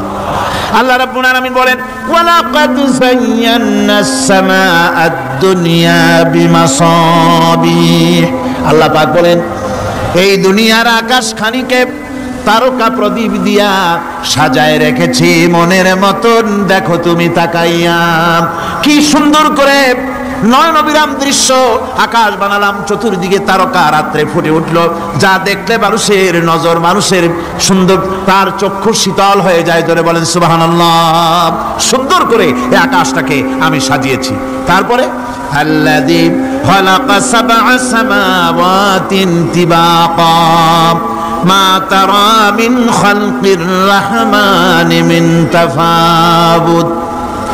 স্রষ্টা তিনি সপ্ত আকাশ রচিলেন থরে থরে, কোন ত্রুটি হেরিবে না তার পূর্ণ সৃজন পরে। চাও তুমি তার সৃষ্টি পানে, দেখো কিছু ভুল চোখ, ফিরাও তোমার নয়ন খানি, ফিরাও তোমার মুখ, অক্ষমহীন দৃষ্টি তোমার সৃষ্টিতে পাবে ফাঁকি, ফিরাও তোমার নয়ন খানি, ফিরাও কাঙ্গালাখি। আল্লাহ পাক বলেন আমার আকাশের দিকে তাকাও, বারবার তাকাও, সূর্যের দিকে তাকাও, চন্দ্রের দিকে তাকাও, গাছপালার দিকে তাকাও, তাকায় দেখো কোনো ভুল আছে নাকি, ভালো করে দেখো কোনো ভুল আছে নাকি। আল্লাহ পাক বলেন আবার তাকাও, দেখতে দেখতে তোমার চক্ষু দুর্বল হয়ে তোমার কাছেই ফিরে আসবে, আমার সৃষ্টি নৈপুণ্যতার ভিতরে কোনো ভুল পাবে না। সুবহানাল্লাহ। একজন দরবেশ সাহেব, তিনি একবার এই সূরার পড়তেছিলেন, মুখস্থ তেলাওয়াত করতেছিলেন, একটা গাছের তলায় বসে, একটা বট গাছের তলায় বসে এটা তেলাওয়াত করতেছিলেন। যখন তিনি পড়লেন হাল তারা মিন ফুতুর, আমার সৃষ্টি নৈপুণ্যতার ভিতরে কোনো ভুল পাওয়া যায় নাকি। দরবেশ সাহেব চিত হয়ে শুয়ে শুয়ে তেলাওয়াত করতেছেন আর বলছেন আল্লাহ রাব্বুল আলামিন, তোমার সৃষ্টি নৈপুণ্যতার ভিতরে কোনো ভুল ধরার ক্ষমতা তো কোনো মানুষের নাই। তবে একটা জিনিস আমার নজরে পড়ল, এই যে বিরাট বট গাছটা, পৃথিবীতে যত গাছ আছে যেমন গাছ তেমন ফল, তাল গাছটা যেমন ফলও তেমন, নারকেল গাছটা যেমন ফলটাও তেমন, কিন্তু এত বড় বিশাল বট গাছ ফল হতেছে ছোট্ট ছোট্ট ট্যাবলেটের মতো, গাছটা যেমন ফলটা তেমন হয় নাই। আল্লাহ এটা ভুল না, তুমি বলেছো যে দেখো কোনো ভুল টুল আছে নাকি, তো ভুল তো না, আমার চোখে এটা লাগলো, যেমন গাছ তেমন ফল হয় না। দরবেশ সাহেব চিত হয়ে শুয়ে শুয়ে তেলাওয়াত করছেন, মনের মধ্যে এই চিন্তা আসলো, গাছটা যেমন তেমন ফলটা হলো না। দরবেশ সাহেব বলেন এই চিন্তা করতেছি, হঠাৎ করে একটা দমকা হাওয়া বয়ে গেল, ডালে ডালে বাড়ি লেগে গেল, একটা আদা পাকা বটের ফল অনেক উপর থেকে বৃন্তচ্যুত হয়ে চট করে এসে আমার নাকের উপরে ফট করে পড়লো। নাকের উপরে এমন ভাবে পড়ছে নাকটা জ্বলে উঠছে, আমি সেজদায় পড়ে গেলাম। দরবেশ সাহেব বলেন আমি সেজদায় পড়ে গেলাম, চোখের পানি ফেলে আল্লাহর দরবারে মাপ চাইলাম, বললাম রব্বুল আলামিন, তোমার কোনো জিনিসের ভিতরে কোনো খুঁত নাই, নিখুঁত জিনিস তুমি বানাইছো, কোনো ভুল নাই। আমি চিন্তা করেছিলাম নারকেল গাছ যেমন তার ফলও তেমন, তাল গাছ যেমন তার ফলও তেমন, বট গাছটা যেমন তেমন ফল। আমার আন্দাজ মতো, আমার চিন্তা মতো যত বড় বট গাছ অত বড় ফলটা যদি হতো, বটের ফলটা যে পজিশন নিয়ে আমার নাকে পড়েছিল, গাছ যেমন ফল তেমন হলো, নাকও যেত, আমার মাথাও যেত। আল্লাহ রাব্বুল আলামিন বলেন দেখো বান্দা, আমার সৃষ্টি নৈপুণ্যতার মধ্যে কোনো ভুল পাবে না। সুবহানাল্লাহ ওয়া বিহামদিহি, কোনো ভুল নাই, বারবার তাকাও, কোনো ভুল পাবে না। আল্লাহ সুবহানাহু ওয়া তাআলা সুন্দর করে বানিয়েছেন, যা দেখবেন শুধু সুন্দর আর সুন্দর। সুবহানাল্লাহ বলে, শুধু সুন্দর। ফুলের সৌন্দর্য দেখেন, গাছের সৌন্দর্য দেখেন, জমিনের সৌন্দর্য দেখেন, পাখির সৌন্দর্য দেখেন। আল্লাহ পাক যা বানালেন সবগুলিকে আল্লাহ পাক সুন্দর করে করে সৃষ্টি করেছেন, সব গুছিয়ে গুছিয়ে সুন্দর করে করে বানিয়েছেন, অসুন্দর করে কিছু বানান নাই। ফুল দেখতে কত সুন্দর, ফুলের থেকে ফল হয়, সে ফল হওয়ার জন্য ফুলের পুংকেশর আর স্ত্রী কেশরের মিলন ঘটতে হয়। তো ফুল তো চলতে পারে না, এই মিলনটা কেমনে হবে? এই জন্য আল্লাহ পাকের রুচি দেখেন, আল্লাহ পাকের রহমত দেখেন, আল্লাহর কুদরত চিন্তা করুন। সুবহানাল্লাহ ওয়া বিহামদিহি। ফুল সুন্দর জিনিস, ফুলের চাইতে আর কিছু সুন্দর আছে নাকি? এত সুন্দর ফুল, এই পুংকেশর এবং স্ত্রী কেশরের বিনিময়টা কে করবে? এইটা করার জন্য আল্লাহ পাক এই দায়িত্ব তেলাপোকাকে দেন নাই, দিছেন নাকি? আরশোলাকে দিছেন, সার পোকাকে দিছেন, উই পোকাকে দিছেন, তাতে ফুলের ইজ্জত না। ফুল যেমন সুন্দর, আল্লাহর রুচি, আল্লাহ রাব্বুল আলামিনের সৌন্দর্য বোধ কত বিরাট, কত মহান আল্লাহ পাক। ফুল যেমন সুন্দর, ওই সুন্দর ফুলের উপরে তেলাপোকা পড়লে ফুলের সৌন্দর্য নষ্ট হবে। এই জন্য আল্লাহ পাক ফুল যেমন সুন্দর, ওই পুংকেশর আর স্ত্রী কেশরের মিলন ঘটাবার জন্য রব্বুল আলামিন সুন্দর প্রজাপতির ব্যবস্থা করেছেন। ফুল যেমন সুন্দর, প্রজাপতিও সুন্দর। প্রজাপতির ডানায় কোন শিল্পী কোন তুলি দিয়ে এত রং লাগালো! সুবহানাল্লাহ ওয়া বিহামদিহি, সুবহানাল্লাহ ওয়া বিহামদিহি। কি সুন্দর প্রজাপতি আল্লাহ তৈরি করলেন। আল্লাহ পাক বলছেন এমনি সুন্দর করে বানালাম, মানুষ বানাইছি, সে মানুষের সৌন্দর্য দেখো। দুইটা চোখ দিলাম দেখার জন্য, চোখ কি জন্য? এখন এই চোখ দুইটা যদি কুমিরের মতো আল্লাহ গোল বানাই দিতেন, চোখ গোল এইরকম কুমিরের মতো দেখতে বিশ্রী হতো। চোখ দুটোকে আল্লাহ টানা টানা করেছেন, চোখের উপরে ভুরু লাগিয়েছেন, তাতে আবার পশম দিয়েছেন, চোখে পিসি দিয়েছেন, চোখের ভিতরে মণিটা কালো করেছেন, তার চতুর্দিকে সাদা অংশকে নীলাভ করেছেন যাতে কালোটা আরো ফুটে ওঠে। সুবহানাল্লাহ ওয়া বিহামদিহি। কত সৌন্দর্য আল্লাহ রাব্বুল আলামিন মানুষকে দিয়েছেন। আল্লাহর রহমতের ওয়াজ সারা বছর করলেও তো ফুরাবে না, এত রহমত, এত দয়া আল্লাহ সুবহানাহু ওয়া তাআলা। মানুষ আল্লাহ কি সুন্দর করে বানালেন। একবার একজন দরবেশ সাহেব রাস্তা দিয়ে যাচ্ছেন, প্রতিমধ্যে তিনি দেখতে পেলেন নদী থেকে এক কলসি পানি নিয়ে এক যুবতী সুন্দরী মেয়ে রাস্তা বেয়ে যেতেছে। দরবেশ সাহেব দাঁড়ায় গেলেন আর ওই যুবতীর দিকে এক নজরে তাকায় আছেন, চোখে পলক দেয় না। এরপরে যুবতী থমকে দাঁড়ায় গেল। আধা বুড়া মানুষ, দাড়ি অর্ধেক পাইকে গেছে, দেখতে দেখায় খুব বুজুর্গ মানুষ, কিন্তু রাস্তায় আমার একা পাইয়া এমনি করে তাকিয়ে আছে আর চোখ দিয়েও তো পানি পড়ে। ব্যাপারটা কি? দরবেশ কাঁদে কেন? প্রতিমধ্যে আমাকে একা পেয়ে দরবেশ কাঁদে কেন, তাকিয়ে আছে কেন? মহিলার চিন্তা জাগলো। শেখ সাদী রহমতুল্লাহ আলাইহি ঘটনা লিখেছেন, বাংলা কবিতার অনুবাদ করেছেন। একদা সুখদায়ক প্রমোদা বদন, দর্শন করি মম ঝরিল নয়ন। হেসে কহে সেরূপসী সবিস্ময় মন, কহ দেখি মহাশয় কহ কি কারণ। বিষয় বিরাগী তুমি ভুবনে প্রচার, কি হেতু জন্মিল তব মানস বিকার। যুবতী মেয়েটি বলছে, ওগো দরবেশ সাহেব, হুজুর সাহেব, আমি একটা যুবতী মেয়ে লোক, রাস্তায় আমাকে একা পেয়ে আপনি আমার দিকে তাকায় আছেন আর কাঁদতেছেন। এই বৃদ্ধ বয়সে ভীমরতি হলে কেন? আমাকে দেখে কাঁদেন কেন আর এক নজরে কেন তাকায়ছেন? কারণটা কি? কি কুমতলব আছে? দরবেশ সাহেব বলছেন, হেসে কহিলাম বালে করহ শ্রবণ, নেত্র ঝরে তবু হেতু ভেব না এমন। হে রূপসী মেয়ে, তোমার জন্য আমি কান্দি, একথা একবারও চিন্তা করো না। যে শিল্পী রচিল এই সুধাংশু বদন, তাহার তরে ঝরে নেত্র নয়নে জীবন। তোমার প্রেম পাওয়ার জন্যে তোমাকে দেখে লোবাতুর এবং কামুক হয়ে তোমার দিকে তাকায়, কান্দি একবারও ভেব না। আল্লাহর কসম আমি কাঁদতেছি, তোমার এত সুন্দর স্বাস্থ্য আর চেহারা যে আল্লাহ রাব্বুল আলামিন বানায় দিলেন, না জানি সেই আল্লাহ কত সুন্দর। যার সৃষ্টি এত সুন্দর সে আল্লাহ রাব্বুল আলামিন না জানি কত সুন্দর। আল্লাহ পাক সেই সুন্দর আল্লাহ রাব্বুল আলামিনকে দেখার তৌফিক যেন আমরা পাই। জোরে করেন আমিন, আর জোরে বলেন আমিন। আল্লাহ পাক বলছেন, আমি সুন্দর করে সব তৈরি করে দিয়েছি। বুঝবে তারা যারা চিন্তাশীল, যারা গবেষণা করে। ইন্না ফি খালকিস সামাওয়াতি ওয়াল আরদি ওয়া ইখতিলাফিল লাইলি ওয়ান নাহার লাআয়াতিন লিউলিল আলবাব।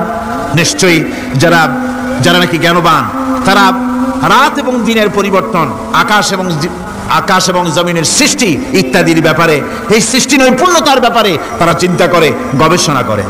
রাত এবং দিনের পার্থক্য মানুষের জীবনকে জীবন পদ্ধতিকে দুই ভাগে বিভক্ত করেছে, রাত এবং দিন। দেখেন আল্লাহর রহমত এবং কুদরত সব জায়গায় রাত এবং দিন মানুষের জীবন চলার পথকে, জীবন পদ্ধতিকে কয় ভাগে ভাগ করেছে? দুই ভাগ। আল্লাহ পাক বলেন, ওয়াজআলনাল লাইলা লিবাসান ওয়াজআলনান নাহারা মাআশা। আমি রাতকে করেছি শান্তির বাহন, রাতকে করেছি আচ্ছাদন, শান্তির বাহন, আর দিনকে করেছি রোজগার করার জন্য। দিনের বেলায় রোজগার করবে, কামাই রুজি করবে, কল কারখানায় যাবে, খেতে খামারে যাবে, অফিস আদালতে যাবে, কাজ কাম করবে। এ কাজ করে করে শরীরের ভিতরে ক্লান্তি আসে, অবসাদ এসে যায়। আল্লাহ রাব্বুল আলামিন বলেন, আমি আবার রাত বানালাম। ওই রাতের বেলায় মানুষ যখন ঘুমায় যায়, এই ঘুম তার সমস্ত অবসাদ আর ক্লান্তি দূর করে দিয়ে সকাল বেলায় আবার তাজা মানুষ করে সমস্ত একেবারে পরিপূর্ণ কর্মক্ষম একজন মানুষে তাকে পরিণত করে দেয়। রাতটাকে আচ্ছাদন করে দিয়েছি, দিনের কোলাহল মুক্ত রাত। সূর্যের আলোর ঝলকানি, তীব্র আলো নাই, চিৎকার নাই, আওয়াজ নাই। রাতের একটি অন্ধকার চাদর পরিয়ে দিলাম এই পৃথিবীর উপরে, রাতের একটি অন্ধকার চাদর পৃথিবীর উপরে পরিয়ে দিলাম। কোলাহল মুক্ত পৃথিবী এখন, সূর্যের তীব্র আলো আর নাই। এখন আরামে তুমি ঘুমিয়ে যাও, ঘুমাও, আবার সকালবেলা উঠে তুমি কাজ করবে। আল্লাহ পাক বলেন, আমি এভাবে ومن رحمته جعل لكم الليل والنهار لتسكنوا فيه ولتبتغوا من فضله। আল্লাহর রহমতের ভিতরে এটাও রহমত, আল্লাহর করুণা, আল্লাহর দয়া যে তিনি দিনকে করেছেন রুজি কামার জন্য, রাতকে করেছেন তিনি তোমাদের জন্য ঘুমাবার জন্য, বিশ্রামের জন্য এই ব্যবস্থা আল্লাহ রাব্বুল আলামিন করেছেন। যিনি তোমাদেরকে দুপুর বেলায় বিকেল বেলায়ও তোমাদেরকে অবসাদ গ্রহণের জন্য, আরামের জন্য দুপুর এবং বিকাল সকাল ইত্যাদি তৈরি করেছেন। কোরআন শরীফের ভিতরে আল্লাহ পাক এই সমস্ত কথাগুলি ব্যাখ্যা সহকারে বলে দিচ্ছেন যে আমার রহমত ওয়াসিআত রাহমাতি কুল্লে, সেই সমস্ত জিনিসের চতুর্দিকে তুমি যেখানে আছো তার চতুর্দিক আকাশ এবং জমিন আমার রহমত তোমাকে ঘিরে রেখেছে। এই কোরআন নাজিল করেছেন সেই আল্লাহ, সেই রহমান যার দয়া সর্বত্র ছড়িয়ে আছে।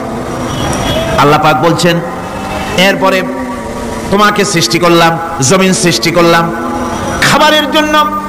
আমার রহমতের বিষয়টা দেখো, আমি এমন দয়াবান, এমন মেহেরবান। এবার তোমার খাবারের জরুরত হলো তুমি কি খাবে, সেজন্য এই জমিনে ফসলের ব্যবস্থা আমি আল্লাহ করেছি। জোরে বলেন সুবহানাল্লাহ। জমিন শুকায় গেছে, বৈশাখ মাসের জ্যৈষ্ঠ মাসের প্রচন্ড রৌদ্রের তাপে জমিন শুকায় গেছে। এই জমিনে তুমি ফসল ফলাবে কি করে যদি না পানি দিয়ে জমিনটারে ভিজায় দেই? আল্লাহ বলেন জমিন ভিজাবার দায়িত্ব আমি নিলাম। আল্লাহুল্লাযী আরসালার রিয়াহা ফাতুসিরু সাহাবা। সমুদ্রের পানি, লবণাক্ত পানিগুলি বাষ্পীয় আকারে উত্থিত হয়ে যায়, মেঘমালায় পরিণত হয়ে যায়। বাতাসকে বলি এই মেঘকে টেনে নিয়ে যাও অমুক জায়গার উপরে। মেঘ চলে এলো। আল্লাহ বলেন ফাসুকনাহু ইলা বালাদিম মাইয়িতিন ফাআহইয়ানা বিহিল আরদা বাদা মাউতিহা কাযালিকান নুশুর।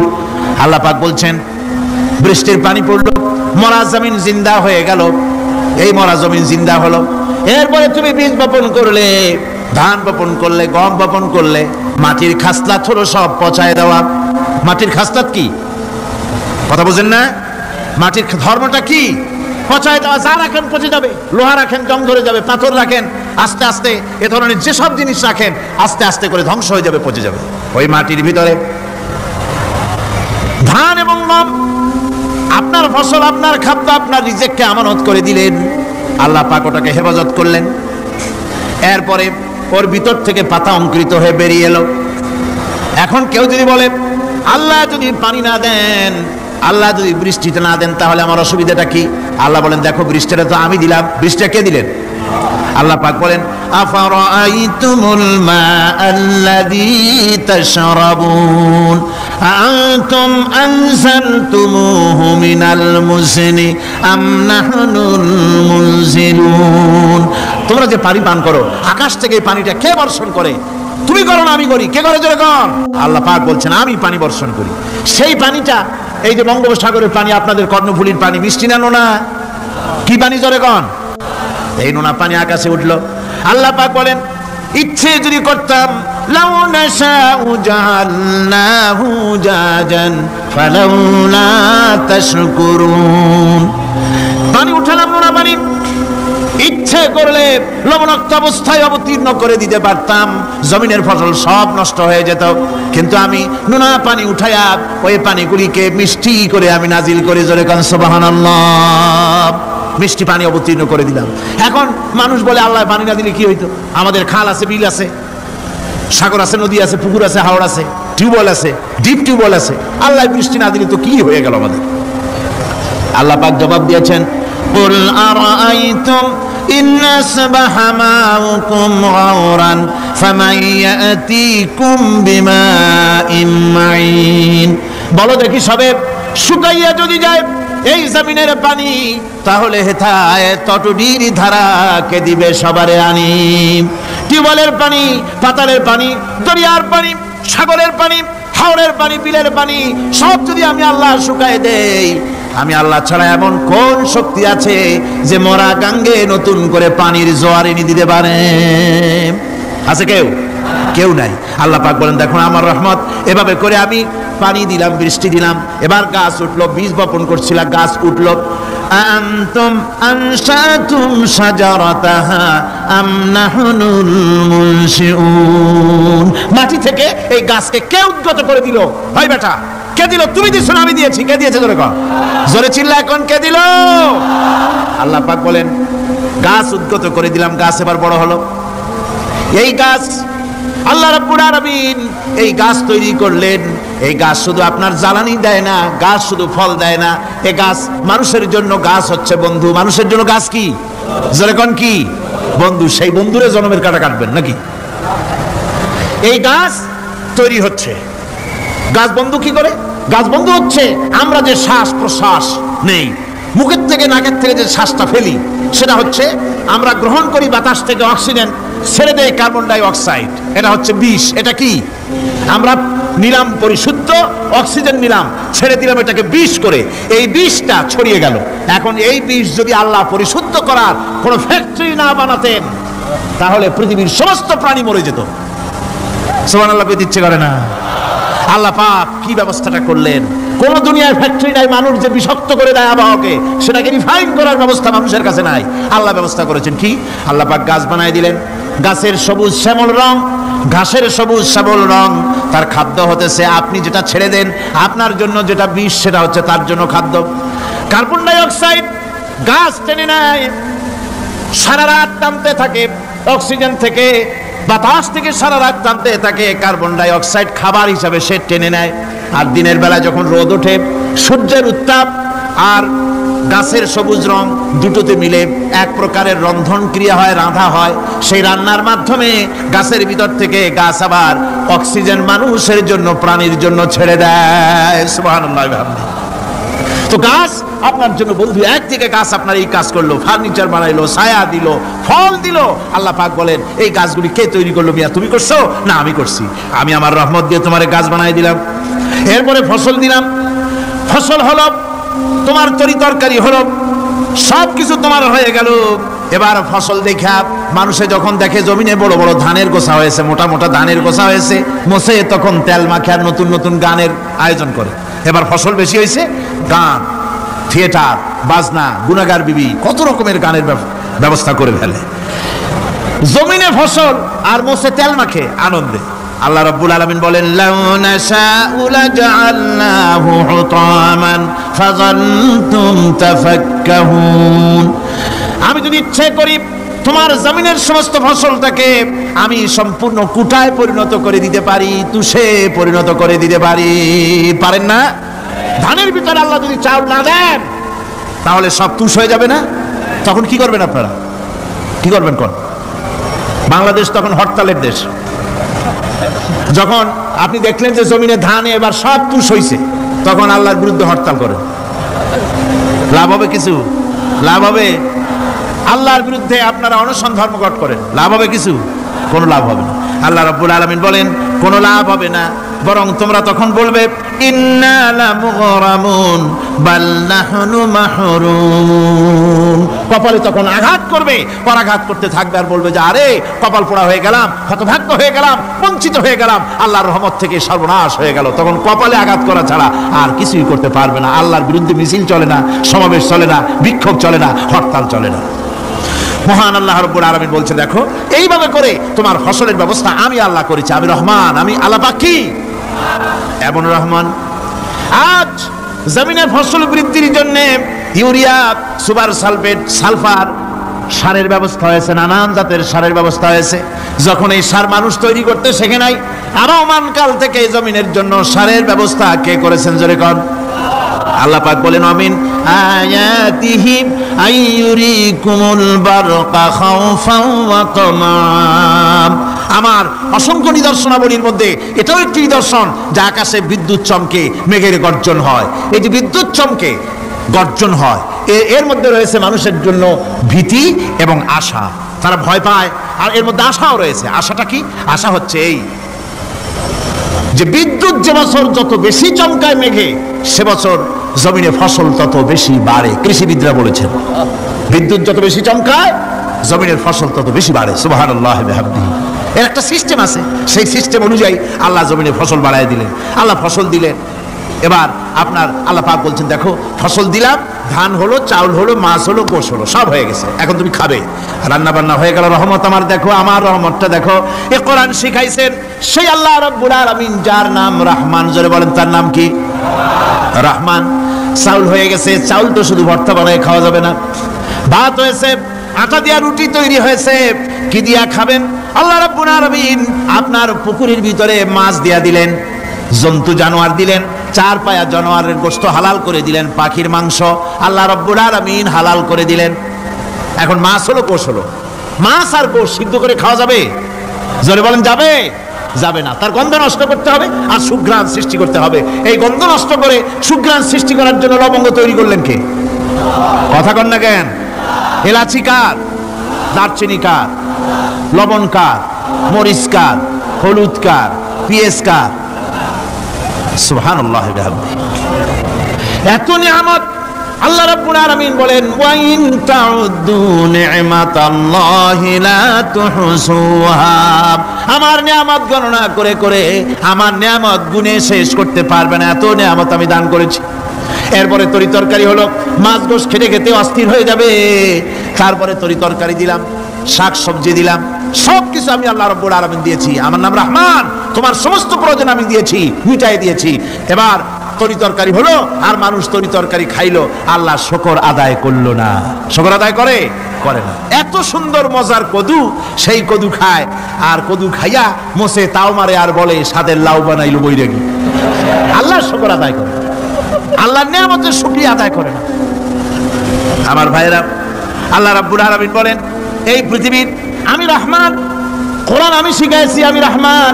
এমন রহমান শুধু মানুষকে খাবার দেই না, এই পৃথিবীর সকল প্রাণীকে আমি খাবার দেই। জোরে কোন সুবহানাল্লাহ।